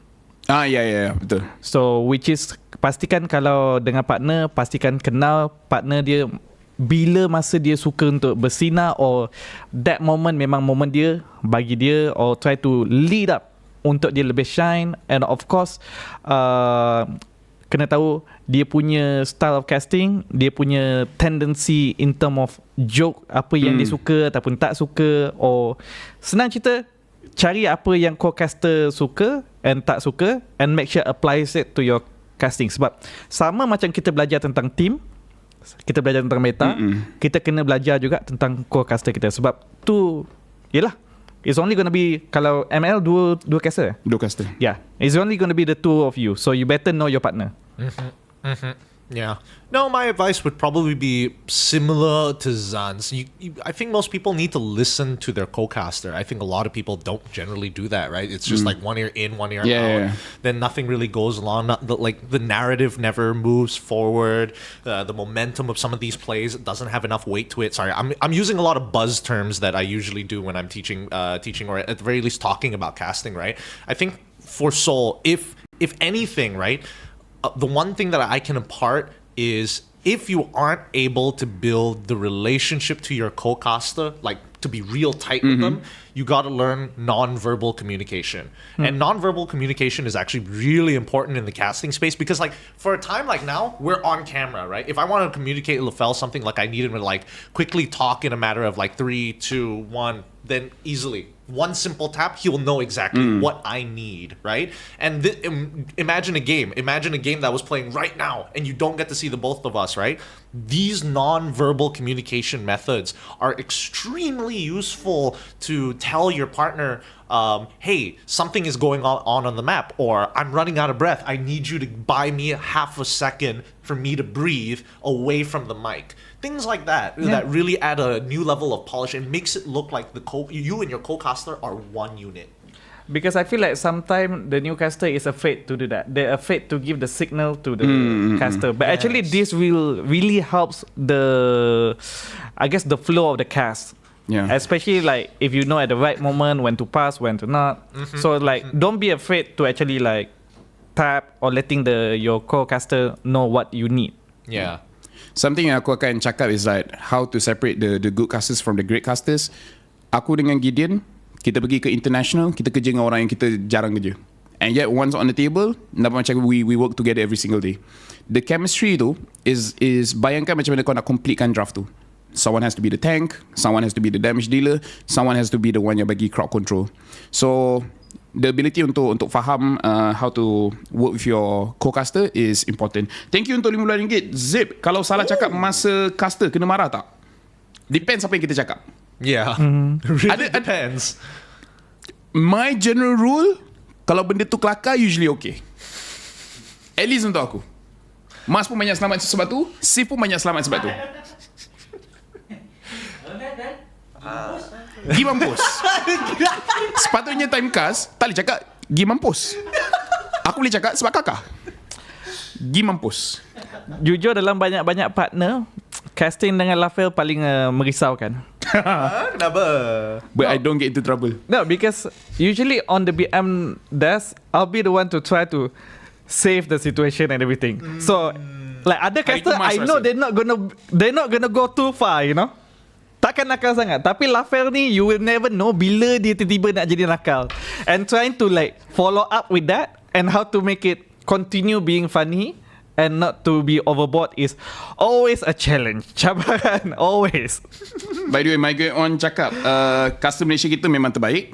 Thank you very much. And petition untuk tengok Gideon cast in Malay.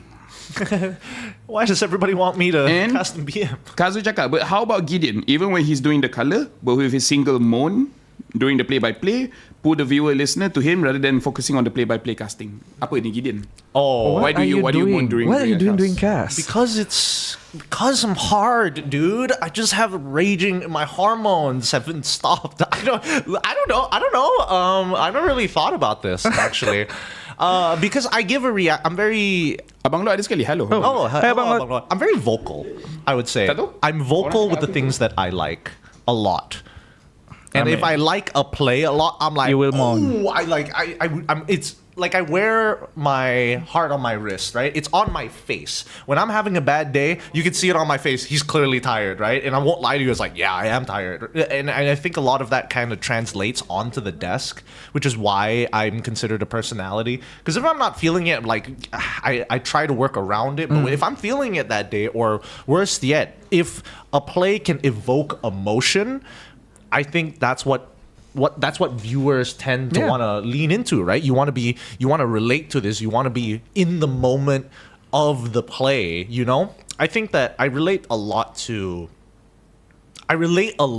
living my life vicariously through what I am watching. If I'm watching something, I'm imagining myself there. You know, what would I be doing there? What would I think is funny in those situations? Whether it be a drama, Walking Dead, doesn't matter, Arcane or animes, any shows whatsoever. And the same goes for esports. I'm thinking, what play could I do there? What could I be doing like that? And I feel like a lot of people who watch the show feel the same way. So if I want to draw viewers in, it's not like I'm moaning on purpose. Like if I don't moan, the viewership's gonna drop. Just the R-rated version of MLBB. No. I'm because I give like I want to contribute to how fucking cool some of these plays are, but I don't want to overshadow my co-caster a lot, because my co-caster is like ripping it. I'm like, okay, you follow his rhythm, and then as the beat, if he is like really, really on the beat for when the plays are gonna happen, it's like, oh, this person does this person does this, and then this thing happens. That's when I'm like, oh, at the same time, to help emphasize the play. Because I am not only living out that play as I'm watching it, I am living it with my co-caster, and this is how I become one with my co-caster in a lot of ways, right? And it's not just that. Even like when they're saying something stupid, you know, I kind of follow their rhythm and be like, oh, I'm gonna cut you off right here because I know you have to breathe, and I can interject something. So for Gideon, casting is a spiritual journey. Yes, It's very spiritual. By the way, this is why I like having casters as guests. Does it feel like 2 hours? Wait, it's been 2 hours? Are you? Almost? Yeah. Huh? 3 more minutes is 2 hours. Oh my God. Doesn't feel like 2 hours, does it? No. I could sit here for so much longer than This is what happens bila personality yang dah biasa cakap berapa jam sehari, and then just get together and just berbual. It doesn't feel like 2 hours, does Rasa it? macam kita baru start tau. Yeah. We need to stop the show, but yeah. God damn. Doesn't feel like 2 hours, does it? Aku fikir sejam setengah. Wait, did we actually reach the main topic for today? Or That was no main topic for today. okay. Maybe you have an idea like how. Nah, I talk about what I wanted to talk about, and then some. Okay. Sorry, Kargu, do you want to say anything to the viewers? Like, where can they catch you ke, apa ke? Kau nak pesan dorang jangan tahan kencing, jangan tahan berak, and then just go for it. I don't know. Okay. Pertama sekali, jangan tangkap saya tak bersalah. Oh, sorry. Thank you very much, Helmi Izwan, untuk super chat. Okay, sorry, go ahead. I guess I just want to say terima kasih sebab sentiasa sokong saya lah untuk mengulas, sebab I think dulu ada era where there was a lot of haters. Kau kala rambut salah, kau cakap R salah, Buka mulut salah, gambar dekat poster pun orang dah kau orang Sarawak pun salah. But anyway, I know macam masih banyak lagi yang menyokong for me to continue casting, and actually those are like quite a huge reason why masih lagi teruskan untuk mengulas, even though there was a lot of disadvantage lah. So here I want to say to you guys, really from the heart, thank you. And Gideon, I feel like I have to speak in BM now because he had to give it out in English. God damn it. What? Damn it. No, you can say it in Mandarin. I wish. Right, okay. I can't even do that. That's the problem. No, I'm very thankful with the position that I'm in right now. And again, a lot of it is thanks to you guys at home supporting the things that you like. I think the one unique thing about Malaysians in general is that as much as we like to believe that we are, you know, as smart as we are, as much as we try to achieve, we still appreciate the local stuff. So it's thanks to you guys that shows like this continue to exist, shows that you support across the board between, you know, all the organizations. Everybody's thankful for your views and your eyes because it matters. For me, thank you so much for putting me in this position to be able to hop on to, you know, the Mamak Talk and kind of talk about things and give an opinion for once in English. I'm sorry to our BM viewers. You know, my BM is not the greatest, but I understand it very fluently. I just can't speak it fluently. And yeah, you can follow me on my social medias if you want to. I also do the MPL After Hours on Mondays usually, where, you know, something similar to this, but it's online. So it's on. Yeah. You guys have a nice setup here, by the way. Thank you, Daddy Hood. Thank you, Daddy. Thank you, Daddy Hood. Daddy. So yeah. For me, don't forget to like, subscribe. Sorry for vlogs tak ada. Wait, have you set up your membership? No. For you haven't? No. Wait, membership for what? I don't know about that. You can make it. You can make people can subscribe to you to become members, which you can do on the Getting Q channel. And if you do, there are 3 tiers inside of it, all of which give you access to the Discord, and you actually get some special stickers if you do become a member of my channel, not Laphel's channel. Hasn't set it up. He hasn't set it up, and you could put stickers in there, which you can use in the YouTube chat. Oh. So yeah, so you can give people benefits essentially for like having a monthly subscription fee. Well, follow me dekat Instagram especially, because biasanya I akan update dekat situ. Sama ada kita akan buat Mamak Talk kalau ada delays, kalau ada cuti ke apa benda semua. Cause who knows, the setup is very nice. Tapi setiap kali datang ambil masa sejam. So maybe akan ada changes in the future. Kita tengok macam mana. Thank you very much Karakuri. Thank you very much Gideon. That's it for Mamak Talk for this week. Until next time.